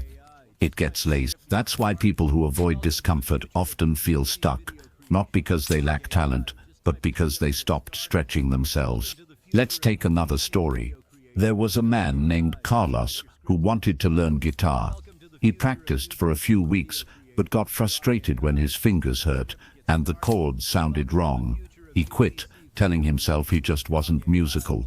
Years later, he met a friend who played guitar beautifully. When Carlos asked how he became so good, the friend smiled and said, "I didn't stop when it hurt. That's it. Growth hurts. Skill takes time. Progress lives on the other side of discomfort." To push beyond comfort, you have to change your relationship with fear. Fear isn't your enemy, it's your compass. It points directly to where growth is hiding. If something scares you, it usually means it matters. The best don't run from fear. They move toward it. They've learned that fear fades with action. Every time you face what scares you, you shrink fear and expand courage. It helps to remember that comfort doesn't build stories worth telling. Nobody remembers the easy days. You remember the days you struggled, the times you pushed through, the moments you wanted to quit but didn't. That's where pride comes from. Not from ease, but from endurance. So how do you actually push beyond comfort? Start small. You don't need to make giant leaps. Growth happens in inches, not miles. If you're afraid to speak up, start by saying one sentence. If you're afraid of working out, start with 5 minutes. If you're afraid of failure, start by trying something new, once a week. Each small act of courage expands your comfort zone. Over time, the things that once scared you will feel ordinary, and your world will grow bigger. You can also use a simple question to guide yourself. What am I avoiding because it's uncomfortable? Whatever your answer is, that's probably the next step you need to take. Discomfort is the best teacher. It points straight to the areas you need to grow. Remember, pushing beyond comfort doesn't mean living in constant stress. It means living in challenge, choosing growth. Even when it's inconvenient, comfort whispers, "Rest here." Growth whispers, "Go further." The best listen to the second voice. And when you push beyond comfort long enough, something beautiful happens. You start to trust yourself more. You stop fearing hard things because you've proven you can handle them. That's real freedom. Not avoiding discomfort, but mastering it. You realize that growth isn't scary anymore. It's exciting. Think of it like climbing a mountain. The air gets thinner, your legs ache, your body wants to stop. But when you reach the top, the view is breathtaking. The struggle makes it worth it. Every moment of discomfort becomes part of the pride. If the climb were easy, the view wouldn't mean as much. Comfort is where most people stop. But if you want to be the best, you can't stop where others do. You have to go further, even when it hurts. The pain you feel today is the strength you'll use tomorrow. Every step outside comfort builds resilience, courage, and mastery. So, ask yourself this: what would your life look like if you stopped settling for comfort and started chasing growth? How far could you go if you stopped running from hard things? The answer is simple: as far as you dare. Because greatness doesn't live in comfort. It lives in challenge. It lives in sweat, fear, mistakes, and persistence. Comfort is safe, but greatness is worth the risk. Now that you know how to push beyond comfort, you're ready to face the next challenge of mastery, learning how to stay calm, focused, and patient while the results take time. In the next chapter, we'll explore rule number 9, master patience and persistence, the rule that separates dreamers from achievers. Chapter 9, master patience and persistence. Everyone wants success to happen fast. We live in a world where everything moves at lightning speed. Instant messages, instant food, instant results. But the truth about greatness is the opposite. Real success doesn't come instantly. It grows slowly, quietly, and often painfully. The difference between people who give up and people who win is not talent. It's patience and persistence. Patience means trusting the process, even when you don't see results. Persistence means refusing to quit, even when the journey gets hard. Together, they are the two hands that build every dream. Without patience, you rush and lose focus. Without persistence, you stop before the finish line. To be the best at anything, you must master both, waiting with purpose and working without giving up. Think about planting a seed. When you plant it, nothing happens for a while. The soil looks empty. You water it, but there's no sign of life. Days pass, weeks pass, still nothing. Most people give up and think the seed has failed. But underground, something powerful is happening. The roots are growing. The foundation is forming. When the time is right, the plant breaks through the surface, strong, steady, and alive. That's how growth works in life too. The progress you don't see is often the most important kind. Many people quit right before they are about to succeed. They give up when it gets hard, not realizing that the struggle is a sign they're getting closer. The best don't quit because they understand that progress takes time. They know that frustration, failure, and repetition are not signs of weakness. They are signs of development. Let me tell you a story. There was a boy named Leo who wanted to learn to play the piano. At first it was fun, the sound, the rhythm, the feeling of the keys. But soon it became difficult. His fingers stumbled and he couldn't play the songs he loved. He wanted to quit, his teacher said. "Leo, the music you want to play lives on the other side of patience." So he kept practicing. Day after day, note after note. It took months, but one morning he played a piece perfectly. The sound filled the room, and he smiled. It wasn't magic. It was patience meeting persistence. That's how every skill works. The early stages are exciting because everything feels new, but soon the excitement fades and the real test begins. This is the stage where most people quit, not because they can't do it, but because they can't wait. The ones who keep going, even when it's boring or slow, are the ones who master it. You must learn to fall in love with slow progress. Every small step, every repeated action, every quiet day where nothing seems to move forward, those moments matter. Greatness is not built in the spotlight. It's built in the silence of persistence. It's built in the days when nobody is watching, when the work feels endless, and when you keep going anyway. Let's look at real life. Thomas Edison failed thousands of times before inventing the light bulb. Each failure could have been the end. But he famously said, "I have not failed, I've just found 10,000 ways that won't work." That's persistence. He didn't see failure as a stop sign. He saw it as feedback. He knew that as long as he didn't quit, he hadn't truly failed. Imagine how many people gave up before him, just one try away from success. You see, patience isn't about waiting and doing nothing. It's about working while you wait. It's about trusting that every small effort is adding up, even when you can't see it yet. Persistence is about showing up, especially on the days you don't feel like it. Motivation starts you, but persistence keeps you going. There will be days when it feels like nothing's working. You'll question yourself. You'll wonder if it's worth it. You'll compare your progress to others and feel behind. But remember this: success is not a race. It's a journey. Everyone's timeline is different. The best never compare their chapter 1 to someone else's chapter 20. They focus on their own path and trust that time will reward consistency. Patience also teaches humility. It reminds you that great things take effort. A mountain is climbed one step at a time. A masterpiece is painted one stroke at a time. You can't rush excellence. You can only build it, slowly, through deliberate action. Every time you choose patience over frustration, you grow stronger. Every time you persist instead of quitting, you become more disciplined. Let's talk about the hardest part: failure. Failure hurts. It makes you doubt yourself. But if you look closer, failure is just a teacher wearing tough clothes. Every failure gives you data. It shows you what doesn't work so you can find what does.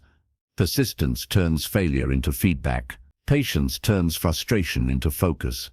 That's why the best people in the world aren't the ones who never fail. They're the ones who never stop. Think of a mountain climber. The climb is long, cold, and exhausting. The air gets thinner, the body aches, and the goal seems far away. But the climber keeps moving, step by step, hour by hour. They rest when needed, but they never turn back. They trust that every step, no matter how small, brings them closer to the peak. That's patience and persistence in motion. You don't have to move fast. You just have to keep moving. When you feel stuck, remind yourself why you started. The vision that pushed you to begin is still there. It just needs your patience to grow and your persistence to protect it. Every great story, every champion, every inventor, every creator is written by someone who refused to give up, no matter how long it took. Another story: a writer spent years submitting his books to publishers, dozens of rejections, hundreds of rewrites. But he didn't quit. He believed his words had value. Eventually his book was accepted and went on to inspire millions. If he had stopped after the first rejection, no one would know his name. Patience kept him believing. Persistence made him successful. The truth is, persistence doesn't always feel like progress. Sometimes it feels like standing still, but it's not. Every act of showing up adds another brick to the wall you're building. The wall might take years to complete, but one day you'll look back and see what your patience built. Let's break a myth. Speed doesn't define success. Consistency does. Fast progress can fade, but steady effort lasts. Think of water carving stone. One drop means nothing, but millions of drops over time create canyons. That's what persistence does. It shapes you quietly until you become unstoppable. And when your patience is tested, remember this: the universe moves at its own pace. You can't force timing. You can only prepare yourself so that when your moment comes, you're ready. Many people fail not because they lacked skill, but because they quit one step before their breakthrough. If you want to be the best, make patience your partner and persistence your power. Work every day, even when no one claps for you. Wait with confidence, not with fear. You don't need to see the entire path. You just need to take the next step. The best know this truth: success is not about speed, it's about stamina. It's not about luck, it's about lasting long enough to see your hard work bloom.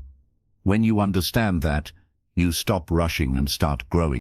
So ask yourself, are you willing to keep going when results are slow? Are you willing to stay patient when progress hides beneath the surface?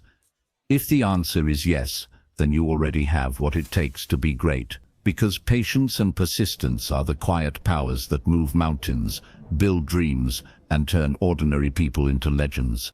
Now that you've learned to master patience and persistence, it's time to put everything together. In the final chapter, we'll explore the last and most powerful rule: how to live like the best, not just work like them. Because true mastery isn't about reaching the top one. It's about staying there with purpose, balance, and gratitude. Chapter 10. Live like the best. You've learned how to believe before you begin, how to stay disciplined, how to push beyond comfort, and how to master patience and persistence. But there's one final lesson, one that ties everything together. It's not just about doing what the best do, it's about living like the best live. Because true greatness isn't something you achieve once, it's something you practice every day, in every choice, in every moment. Living like the best doesn't mean living perfectly, it means living with purpose. It means understanding that success is not just about winning, but about becoming the kind of person who earns their victories with honesty, courage, and integrity. The best don't just focus on what they can get, they focus on who they can become. Think about the people you admire most: athletes, artists, thinkers, leaders. What makes them different isn't only their skill, it's their mindset, their attitude, and how they live off the stage or field. They respect their craft, they treat others with kindness, and they stay humble even after success. That's what it means to live like the best. It's about creating a life that inspires others, not just achievements that impress them. Let's start with something simple: consistency. The best live by consistency. They don't wait for motivation, they rely on discipline. Even when no one is watching, they show up. They keep their word to themselves. Every morning, every practice, every quiet moment, they give their best effort, even in small things, because they know small things build the foundation for big results. To live like the best, you must value your time. Time is your most powerful resource, and the best treat it with respect. They don't waste hours chasing distractions or comparing themselves to others. They focus on growth, rest, and balance. They understand that energy is limited, and they use it wisely, investing it in things that truly matter. When you learn to guard your time, you begin to shape your life with intention, instead of drifting through it. The best also know how to rest. That might sound surprising, but it's true. Living like the best isn't about constant work, it's about smart work. They rest to recharge, not because they're lazy, but because they understand that burnout kills creativity. They know that rest is not weakness, it's preparation. They take care of their minds, their bodies, and their relationships, because they know all of it affects performance. You can't be your best self if you neglect yourself. Living like the best also means living with gratitude. Gratitude keeps you grounded when success tries to lift you too high. It reminds you of where you came from, who helped you, and how far you've grown. Gratitude turns achievements into joy instead of pride. It keeps your heart soft while your spirit stays strong. When you start each day thankful for what you have, you find peace in the journey, not just the destination. Let's talk about humility. The best are humble, not because they think less of themselves, but because they know there's always more to learn. They don't need to prove they're great, their actions speak for them. Humility allows them to keep improving. It helps them listen, learn, and grow from others. The moment you believe you're done learning, you start falling behind. Living like the best means staying curious, open-minded, and willing to be a student forever. There's also another truth. Living like the best means giving back. When you grow, you don't just climb higher for yourself. You lift others with you. The best share what they know, inspire others to improve, and help those who are struggling. True greatness is not about standing alone at the top. It's about building a ladder for others to climb.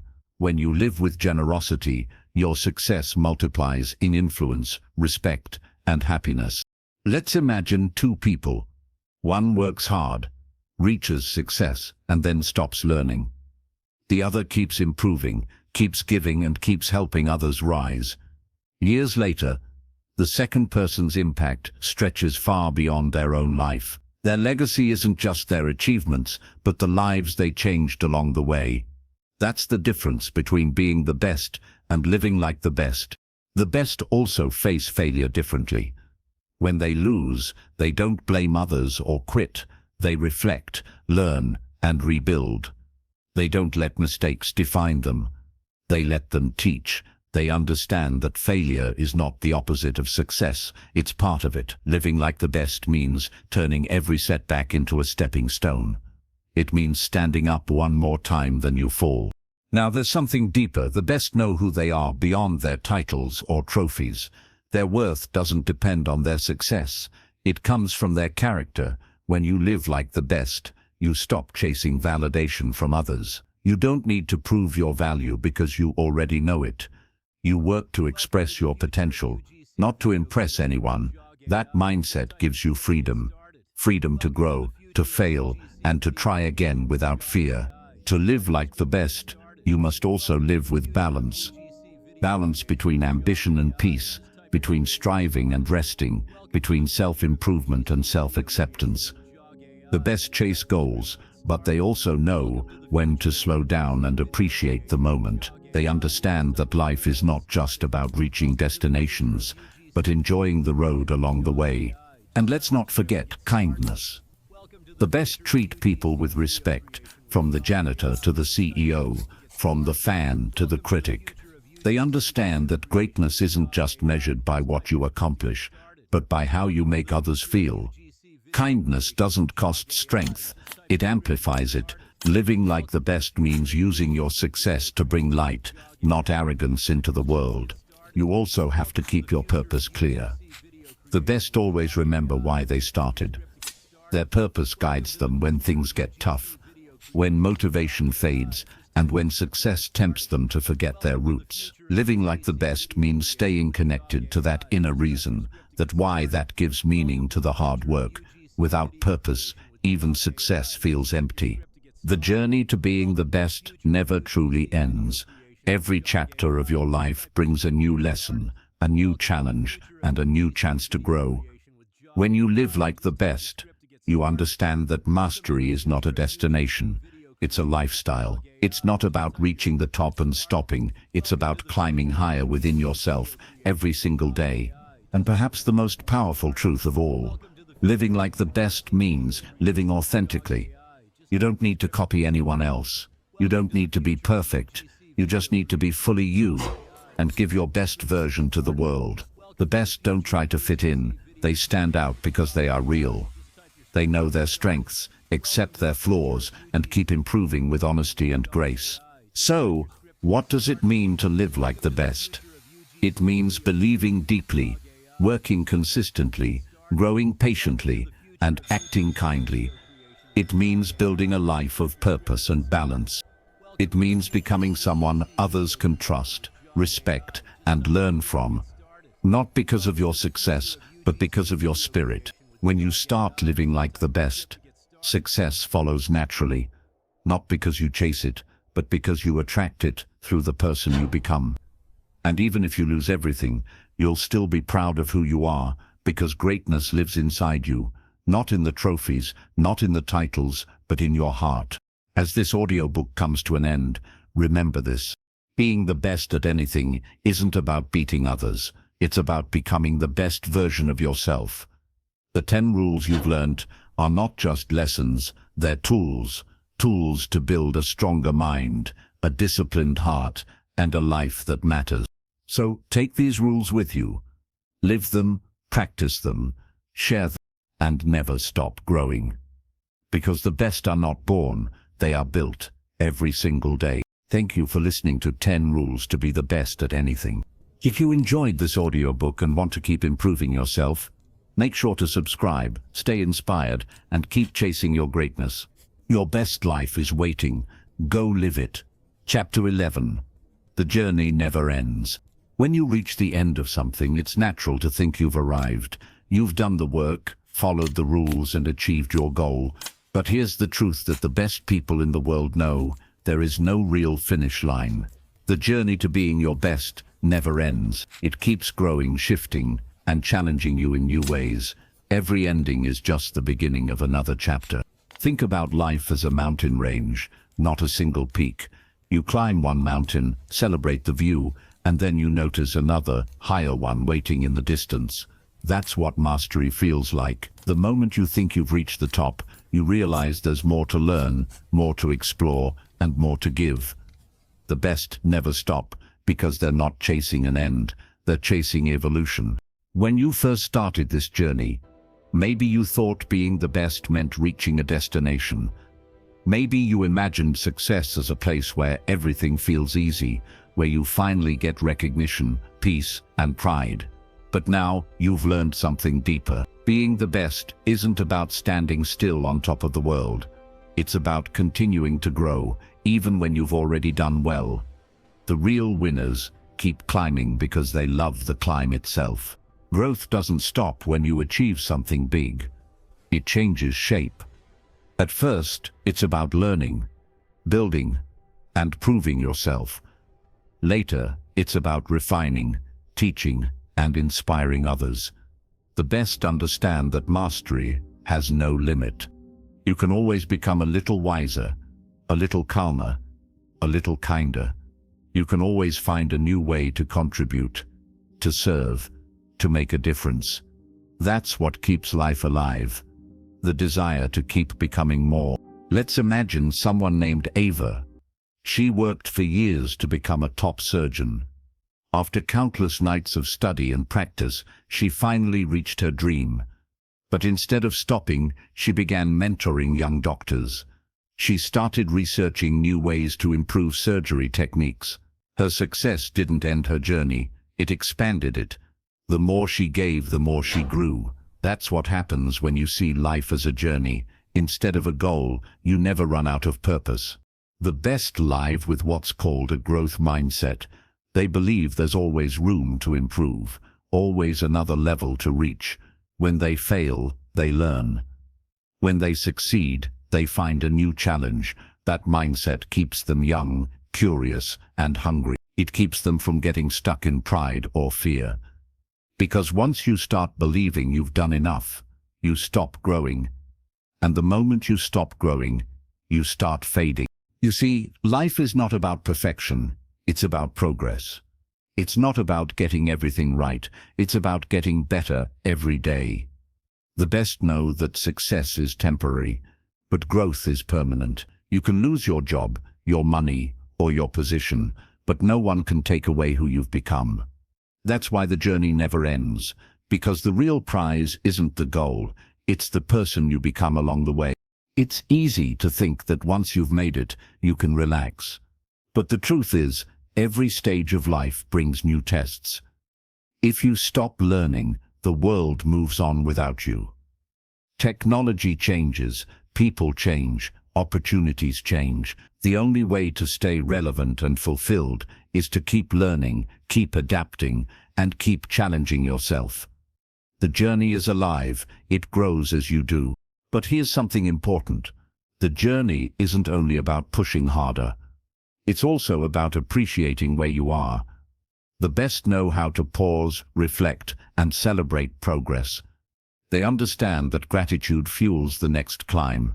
When you take time to appreciate how far you've come, it gives you strength for what's ahead.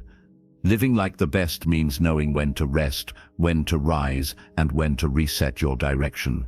Sometimes the journey will test your patience again.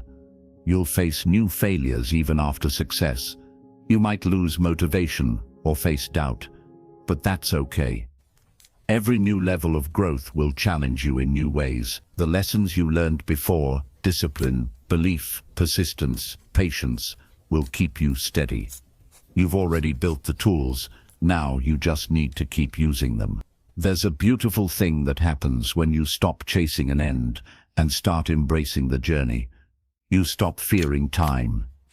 You stop comparing yourself to others. You stop feeling lost when plans change, because you understand that everything, even the struggles, is part of the path. The journey isn't a straight road. It twists, turns, rises and falls. But every curve teaches you something about yourself. Imagine your life 10 years from now. You might be in a new place, surrounded by new people, facing new goals. Some dreams may have changed. Some may have come true. But one thing should remain the same: your commitment to growth. That's how you stay alive in spirit. When you keep learning, you keep evolving. When you keep growing, you stay young no matter your age. The journey also never ends because your influence never ends. The people you inspire today will carry your lessons into their lives. They will pass them to others. You become part of a chain that continues long after you're gone. That's legacy. Not fame or wealth, but the positive impact that lives beyond you. When you live with that mindset, every act of effort and kindness matters. Let's be real. Sometimes you'll want to quit. You'll feel tired of always striving, always improving, always pushing. In those moments, remember, you don't need to be perfect. You just need to keep moving. You can rest without giving up. You can slow down without stopping. Progress isn't about speed. It's about showing up again, even after a break. The journey forgives pauses as long as you return. There's a saying, the master is always the student. The more you learn, the more you realize how much there is to know. That's the secret behind all true greatness: endless curiosity. The best never lose their wonder. They never stop asking questions. They never believe they've seen it all, and because of that, they keep growing, exploring, and creating until their last breath. So what should you take from this? That success isn't a finish line, it's a rhythm. Some days you'll sprint, some days you'll stumble, and some days you'll just breathe and look around.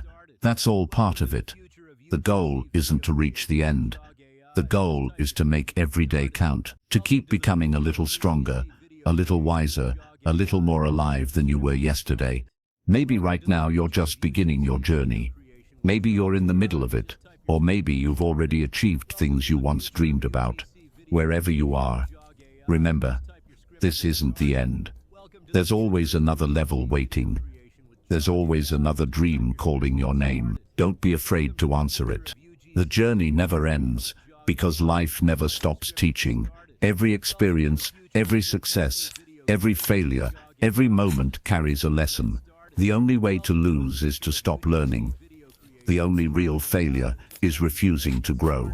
As long as you keep walking, no matter how slow, you're still winning. When you look back one day, you'll realize something powerful. The best moments weren't always the victories. They were the times you struggled, but kept going. The times you doubted yourself, but chose faith.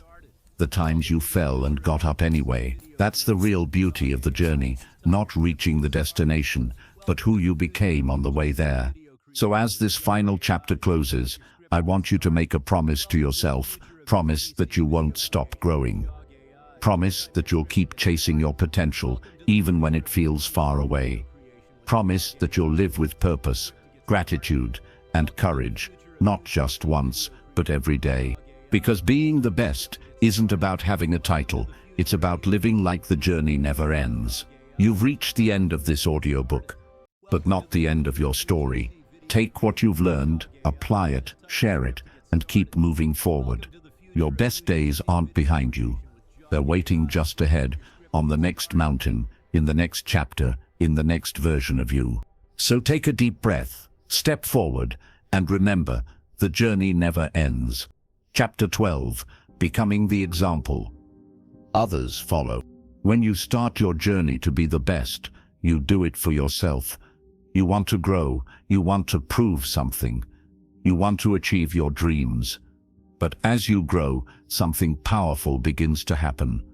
People start watching you. They see your effort, your attitude, your courage. Without even realizing it, you become an example. And that is one of the greatest responsibilities a person can have. Being an example doesn't mean being perfect. It means living in a way that inspires others to rise. It means showing what consistency looks like, what integrity feels like, what belief sounds like. The world is full of people who talk about success, but very few who live it in their daily actions. When you become the person who quietly shows up, works hard, and keeps their word, you become a light others naturally follow. Think about the people who have influenced you most. Maybe it was a teacher, a parent, a coach, or even someone you never met but admired from afar. What made them special wasn't just their success, it was their consistency, their character, their discipline. They didn't need to tell you what to do, you just watched them, and something inside you shifted. That's the power of being the example. You lead without speaking. When you live with purpose, others can feel it. You don't have to convince anyone of your worth. Your actions do it for you. The best at anything understand this truth. They know that leadership isn't about control, it's about influence. It's about walking the path so clearly that others find their own strength by watching you walk yours. Your journey becomes a mirror that shows others what's possible. Let's take an example. Imagine someone named Leo. He wasn't the loudest, the smartest, or the strongest, but he was consistent. He showed up early to every practice, treated everyone with respect, and never complained. Years later, people didn't remember every game he played. They remembered his attitude. They remembered how he carried himself, even on bad days. That's what people remember, not what you achieve, but how you live while achieving it. When you decide to be the example, you make a quiet but powerful promise. You promise to keep your word even when no one is watching. You promise to hold yourself to higher standards, not because you're better than others, but because you want to inspire others to believe they can rise too. The best live this way not for attention, but because they know their behavior shapes the world around them. It's easy to underestimate how much impact one person can make, but the truth is, every small act of integrity, every choice to do the right thing, sends ripples into the world. When you stay calm in chaos, someone learns patience from you. When you admit a mistake, someone learns humility from you. When you stand up after failing, someone learns resilience from you. You may not even know it, but you're teaching every day. Being an example also means owning your flaws. People connect more deeply with honesty than perfection. When you pretend to have it all figured out, you seem distant. But when you show that you're learning, growing, and trying, you give others permission to do the same. Vulnerability isn't weakness, it's truth. And truth has the power to inspire change. As you grow stronger, people will test you. Some will doubt your intentions. Some will try to copy you. Some will try to bring you down. But you must stay steady. The example you set is not for their approval. It's for your purpose. You're not walking to please anyone. You're walking to prove that greatness is possible when you live with clarity, consistency, and compassion. One of the hardest parts of being an example is staying true when no one notices. There will be times when your effort feels invisible, when your work doesn't get recognition. But remember, someone is always watching, even when you can't see them. Maybe it's a friend, a child, a coworker, or a stranger. The way you handle your silent seasons teaches them how to stay strong in theirs. That's the invisible power of your example. To live this way, you need humility. Because being the example isn't about control or ego. It's about serving something bigger than yourself. The best in the world know that leadership is a form of service. They lift others as they climb. They teach, mentor, and share. Not because they have to, but because they understand that true greatness multiplies. The more you give, the more your influence grows. Sometimes the example you set will reach further than you ever imagined. Maybe a young person will hear your story and decide not to give up. Maybe someone will remember your kindness years later and pass it on. You might never know the full reach of your actions, but that's the beauty of being the example. It's not about being seen. It's about making a difference that lives beyond your awareness. There's a quiet kind of leadership that doesn't need attention. It's the way you treat people when you're tired. It's the way you stay honest when no one's keeping score. It's the way you handle failure, success, and everything in between. These small moments define your legacy more than any title or trophy ever could. They show the world what real greatness looks like. If you want to be the best at anything, make it your goal to be the person others can look up to, not because you're perfect, but because you're real, because you try, because you care, because you keep going. The world doesn't need more talkers, it needs more doers. People who lead through example, through patience, through quiet strength. And here's the best part, when you live like that, you don't just inspire others, you keep yourself grounded. Your example becomes your compass. Every time you want to give up, you remember that someone might be learning from how you handle this moment. That thought alone keeps you steady, humble, and focused. It turns your life into something meaningful, something that matters. So, as you continue your journey, remember this: being the best isn't just about what you achieve, it's about what you represent. It's about being the kind of person others can believe in. The kind of person whose actions speak louder than words. The kind of person who, without even trying, helps others believe they can be better too. One day, you'll look around and realize something incredible. The example you've become has started a ripple, a wave of people who now live with more courage, more honesty, more heart. And you'll understand that your journey was never just about you. It was about everyone who found strength by watching you walk your path. That's what being the best truly means. Not standing above others, but standing for something that lifts everyone higher. So keep walking, keep showing up, keep being the example. Because when you live that way, the journey doesn't just continue. It becomes a legacy. Chapter 13. The legacy you leave behind. At the end of every great journey, there comes a moment when you stop to look back. You see where you started, how far you've come, and the countless steps that carried you here. The struggles, the victories, the lessons, they all come together to form something bigger than you ever imagined. That something is your legacy. It's the mark you leave behind, the proof that your life mattered, the echo of your choices that will keep speaking long after you're gone. Legacy isn't about fame or wealth. It's not about how many people know your name. It's about how deeply you touched the lives around you. It's the kindness you showed when no one was watching, the encouragement you gave when someone needed hope, the integrity you lived by even when it cost you something. Legacy is built quietly, day by day, in the moments when you choose to do what's right instead of what's easy. Every person builds a legacy, whether they realize it or not. The question isn't if you'll leave one, it's what kind you'll leave. The best people in any field understand that their real impact isn't just their achievements, but the example they set through their character. Their presence changes the energy in a room.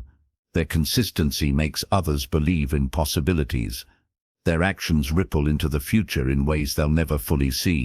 Think about the people who shaped your life, the ones who taught you, guided you, or inspired you. Maybe they didn't even know they were doing it.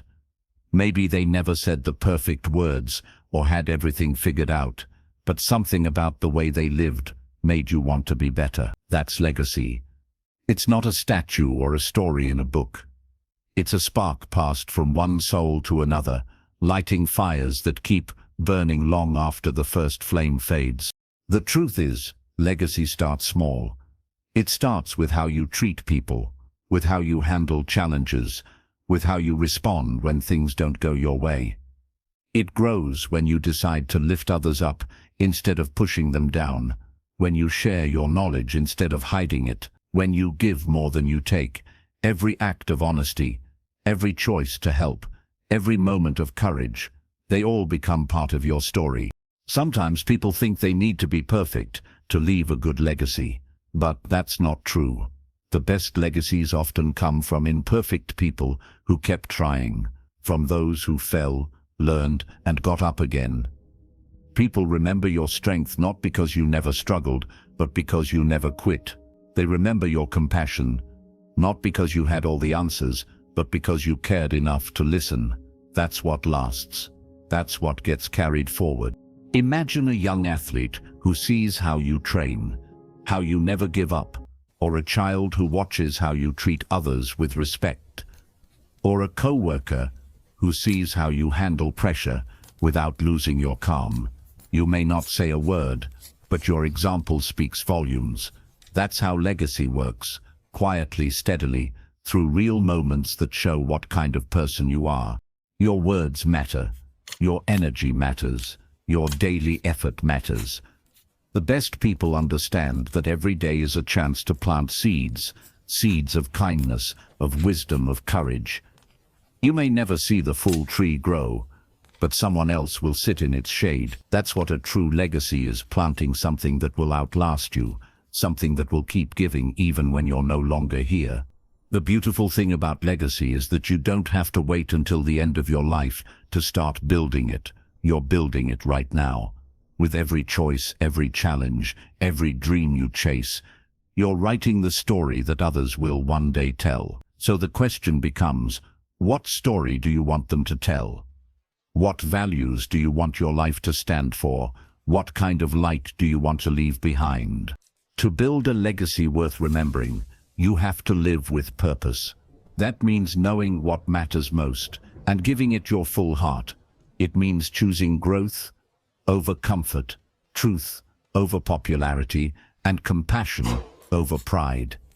The best don't just talk about values, they live them. They don't chase recognition, they chase meaning, because they know that recognition fades, but meaning endures. Sometimes, legacy is built in the smallest moments. The smile you give a stranger, the advice you share with a friend, the time you take to listen. You never know how much a simple act can change someone's path.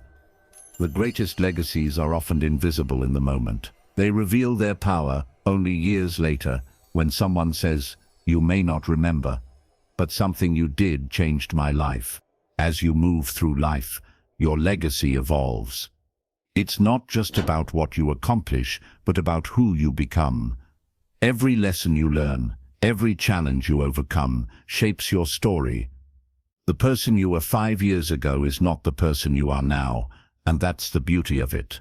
Growth itself becomes part of your legacy, proof that change is possible, that improvement never stops, that the journey continues. There will be times when you feel unnoticed, when your effort doesn't seem to matter. But remember, legacy takes time. You're not building a moment, you're building a lifetime. Every act of persistence, every bit of effort adds another brick to something bigger. You may not see it yet, but one day others will stand on the foundation you built. To leave a legacy that lasts, you must live with integrity. Say what you mean. Do what you promise. Stand by your principles, even when no one else does. People forget words, but they never forget how you made them feel. They remember your courage, your respect, your fairness. Those are the things that outlive you, not trophies or titles, but truth and trust. Legacy also means passing on what you've learned. The best don't keep wisdom to themselves. They share it freely. They mentor others, guide them, and make sure the next generation starts from a higher place. True greatness is not about being the last. It's about making sure others rise after you. That's how your story keeps living, through the lives you helped shape. As you grow older, you'll realize that life isn't just about achieving goals. It's about creating meaning. It's about becoming someone who made the world, even in a small way, a little better than before. It's about using your gifts to serve, to teach, to build something that lasts. The best legacies are built on love, respect, and contribution. Someday, when people talk about you, what do you want them to say? That you were successful, or that you were kind, that you were strong, or that you helped others find their own strength? You can be all of those things. You just have to live intentionally, with purpose, consistency, and heart. When your time comes to look back, you'll see that your legacy wasn't built in one big moment. It was built in thousands of small ones. The mornings you showed up, the nights you kept going, the people you helped, the promises you kept. That's what lasts. That's what tells the world who you truly were. So as this chapter and this journey draws to a close, remember this: your legacy is being written every day. You don't need to be perfect to build a great one. You just need to live in a way that reflects what you believe in. Lead with kindness, act with courage, love deeply, give freely, and never stop growing. Because when all is said and done, the greatest measure of success isn't what you have, it's what you leave behind. And if you live with purpose, integrity, and heart, what you leave behind will never fade. The best never really disappear. They live on, in the people they touched, in the lessons they shared, and in the lives they helped transform. That is the true legacy of being the best at anything. Not the applause, not the medals, but the impact, the kind that never ends. Chapter 14. The Power of Reinvention. There comes a time in every person's life when the old version of who they are no longer fits. The habits that once worked stop working. The goals that once excited them feel empty. The people around them start to change, and so does the world. In that moment, you face a choice: to stay the same or to reinvent yourself. The best in the world always choose reinvention. Reinvention isn't about pretending to be someone else. It's about becoming more of who you truly are. It's peeling away the layers of fear, doubt, and routine that have been holding you back. It's about letting go of what no longer serves you and stepping boldly into the next version of yourself. The power to reinvent is the power to keep evolving, and that's what separates those who stay stuck from those who stay unstoppable. The world changes fast. Technology shifts, industries transform, opportunities appear and disappear. But the people who thrive through every season are those who never stop adapting.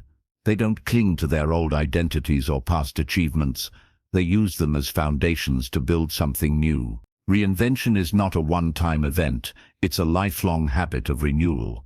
Think about every great innovator, athlete, or creator you know. They all reinvented themselves. When challenges came, they didn't hide from them. They evolved through them. When life changed direction, they changed with it. Reinvention is courage in motion. It's saying, I refuse to be defined by who I was yesterday, because I am capable of more today. Sometimes reinvention begins quietly. It might start as a small whisper inside you that says, there's more. Maybe you feel restless, uninspired, or stuck in patterns that don't reflect your potential. That discomfort isn't failure. It's a signal. It's your inner voice telling you that growth is waiting on the other side of change. The best don't ignore that voice. They listen, even when it scares them. Change often feels uncomfortable because it forces you to let go of what's familiar. But remember this: nothing new can grow in the comfort zone. Every transformation requires release. You have to be willing to lose parts of yourself to find the real you. You might lose an old dream, an old belief, or even old relationships. But what you gain is freedom, the freedom to live as your truest self. Reinvention doesn't happen overnight. It takes honesty, patience, and courage. You have to ask yourself deep questions. What am I holding on to that no longer serves me? What version of myself am I afraid to let go of? What new possibilities am I resisting because of fear? When you face these questions with courage, you unlock a kind of power that most people never discover, the power to change your story. Let's imagine someone named Jordan. For years he worked a stable job that paid the bills, but drained his soul. He was afraid to leave because it was safe. But one day, he realized that staying the same was costing him more than taking the risk to change, so he left. He went back to school. He learned new skills. It was hard, but slowly, he built a new life that actually fulfilled him. Jordan didn't wait for the world to change. He changed himself. That's reinvention. Reinvention isn't just for big life moments. It can happen in small ways too. Every time you learn something new, forgive someone, or shift your mindset, you're reinventing. Every time you stop reacting and start responding, every time you turn pain into purpose, every time you see failure as feedback, you're evolving. You're becoming a better, truer version of yourself. The hardest part of reinvention is leaving behind what used to define you. Maybe you were known for being a certain way, the funny one, the tough one, the quiet one. But you're not required to stay trapped in a label. You get to change. You get to grow. You get to start over as many times as it takes. The best know that identity is not a prison, it's a canvas. You can paint it again whenever you choose. Sometimes, people around you won't understand your transformation. They'll say you've changed, and they'll mean it as a bad thing. But changing isn't betrayal, it's progress. You're not leaving them behind, you're moving forward, and if they truly care, they'll understand that growth is not rejection, it's renewal. Never apologize for becoming who you were meant to be. Reinvention also means forgiving yourself for who you used to be. You did your best with what you knew then. Now you know better, so you can do better. Don't carry guilt for your past mistakes. Turn them into lessons. Every version of you had a purpose. Each one brought you closer to the person you are today. You're not erasing your past. You're rewriting your future. The beauty of reinvention is that it keeps life fresh. It keeps you curious, hungry, and alive. When you stop reinventing, you stop growing. The best keep learning new skills, exploring new passions, and challenging their own limits. They don't get stuck in the comfort of who they used to be. They live in the excitement of who they're becoming next. Reinvention takes humility because it requires you to say, I don't know everything. It takes courage because it forces you to risk comfort for potential. And it takes faith because you have to believe that something better is waiting beyond the uncertainty. Every new version of yourself requires letting go of the old one, just like a snake shedding its skin or a tree letting go of its leaves so it can grow again. The best understand that failure is often the beginning of reinvention. When something falls apart, a career, a relationship, a dream, it's easy to see it as the end. But it's actually an invitation to rebuild differently. The ashes of failure are the soil where the next version of you begins to grow. If you can see endings as beginnings, you'll never be afraid of change again. As you continue your journey to be the best, remember this: reinvention isn't a sign that you've lost your way. It's proof that you're still on it. Life is not a straight line. It's a series of transformations. Every new chapter of your story demands a new version of you. So when you feel stuck or uncertain, don't fight it. Evolve through it. One day, you'll look back and realize that every time you reinvented yourself, you unlocked a new level of strength, wisdom, and peace. You'll see that every ending gave birth to a new beginning, and every change made you more whole. That's the gift of reinvention. It doesn't just change your path, it changes your spirit. So when life whispers that it's time to change, listen. Don't be afraid to outgrow your past. Don't cling to comfort at the cost of your calling. The power to reinvent is already within you. You just have to choose it. The moment you do, everything around you begins to shift. You have the right to start over. You have the power to evolve. You have the ability to transform your life again and again until it reflects your highest truth. That's what the best do. They don't wait for permission. They don't wait for the perfect time. They simply decide and begin. Because in the end, the power of reinvention isn't just about changing your life. It's about realizing that you can, anytime you choose. Chapter 15. Becoming limitless. At some point in life, everyone asks themselves a simple but powerful question: how far can I really go? Most people never find the answer, because they stop before they reach it. They stop when it gets hard, when it gets uncertain, when the road no longer looks safe. But the best, the ones who rise above limits, they keep going. They go beyond comfort, beyond fear, beyond everything they thought they knew. They become limitless. To be limitless doesn't mean you have no boundaries. It means your boundaries no longer control you. It means that you understand your fears, but you don't let them define your path. It means you recognize your weaknesses, but you use them as motivation to get stronger. Being limitless isn't about being perfect. It's about being free, free from excuses, free from doubt, and free from the belief that you're not enough. Most people live inside invisible walls. They wake up, go to work, follow the routine, and convince themselves this is all there is. They let the world decide who they should be. They accept average because it feels safe. But deep down, a small voice whispers, "You were made for more." That voice is your truth. And the moment you listen to it, you start to break free. The journey to becoming limitless starts with one decision. The decision to believe that growth never ends. Every limit you've ever known is self-imposed. The ceiling that you think you've hit is only as real as you make it. The world doesn't decide your potential, your mindset does. The second you start saying, "Why not me?" everything begins to change. The best understand that their mind is their greatest tool. Your body can only go as far as your mind allows it. When your thoughts say you can't, your actions follow. But when your thoughts say you can, your energy, focus, and strength shift. You find ways where others see walls. You see possibilities where others see problems. That's the beginning of being limitless, mastering your inner world. Being limitless doesn't happen overnight. It's a practice, a constant rewriting of who you are. Every time you face fear and move anyway, you grow. Every time you fall and get back up, you expand. Every time you choose discipline over comfort, you break another chain. That's how you build the mindset of someone who cannot be stopped.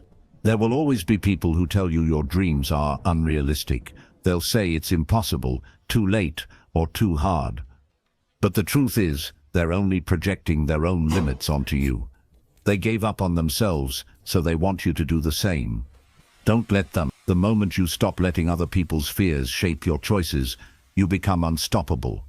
Their limits don't belong to you. Becoming limitless also means making peace with failure. You can't evolve without falling. You can't grow without mistakes. Failure isn't the opposite of success. It's the path that leads to it. Every rejection teaches you resilience. Every setback builds character. Every mistake gives you information. If you can learn from it, it wasn't a loss, it was preparation. Remember, limits often hide behind excuses. I don't have time. I don't have talent. I don't have support. These aren't truths. They're stories you tell yourself to avoid the discomfort of growth. The best don't wait for perfect conditions. They build progress out of whatever they have. They don't ask for easy. They ask for possible. They don't wait for doors to open. They make their own. To live without limits, you must also learn the art of focus. You can't chase everything and expect to go far. Being limitless isn't about doing it all. It's about doing what matters with absolute commitment. When you give your energy to your highest priorities, your results multiply. The best don't waste time comparing themselves to others. They build their own lane step by step, day by day. And here's the truth. Your potential has no finish line. You might reach one dream, but there will always be another. You might master one skill, but there will always be a higher level. Growth is infinite, because you are infinite. The only real end is when you stop trying. As long as you keep moving, keep learning, keep believing, you'll always be evolving into something greater. Let's imagine this.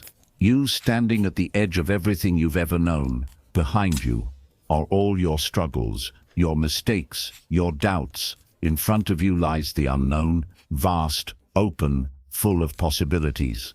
Most people would turn back, but not you. You take a deep breath, look forward, and step ahead. That step is the definition of being limitless. It's the moment you trust yourself more than your fear. Being limitless also means lifting others as you rise. True greatness isn't just about what you achieve, it's about what you inspire. When you push past your limits, you show others what's possible. Your courage gives them permission to believe in themselves. The best don't just chase success, they create a ripple effect of belief, strength, and change. You'll notice something powerful when you start thinking without limits. Your environment begins to shift. The people who once doubted you will either rise with you or fade away. New opportunities will appear. New energy will flow. The universe responds to those who act with conviction. It rewards those who refuse to settle. The final truth about becoming limitless is this: it's not something you find, it's something you choose every single day. You choose it when you show up tired, but still give your best. You choose it when you stay humble after success. You choose it when you chase progress, even when no one's watching. The best don't wait for motivation, they create it through consistency. So wherever you are right now, remind yourself, you've already broken so many limits. You've survived things you thought would break you. You've grown through challenges you never saw coming. That means the strength is already within you. You just have to keep unlocking it. Every new limit you conquer reveals the next level of your potential. One day, you'll look back and realize that limitless wasn't a place you reached. It was a mindset you built. It was a daily decision to rise above fear, above doubt, above everything that tried to hold you back. You'll see that your real power was never about talent, luck, or timing. It was about belief. The belief that no matter what stands in your way, you can always rise higher. That's what the best know. That's what they live by. And that's what you're becoming. Someone who refuses to accept limits, someone who chooses growth over comfort, and someone who believes deeply that their potential is endless. So take a deep breath, stand tall, look forward. Your story isn't done, it's just beginning. You are not limited by your past, your fear, or your circumstances. You are only limited by your willingness to try again. And if you keep going, if you keep growing, if you keep believing, you'll become exactly what you were meant to be.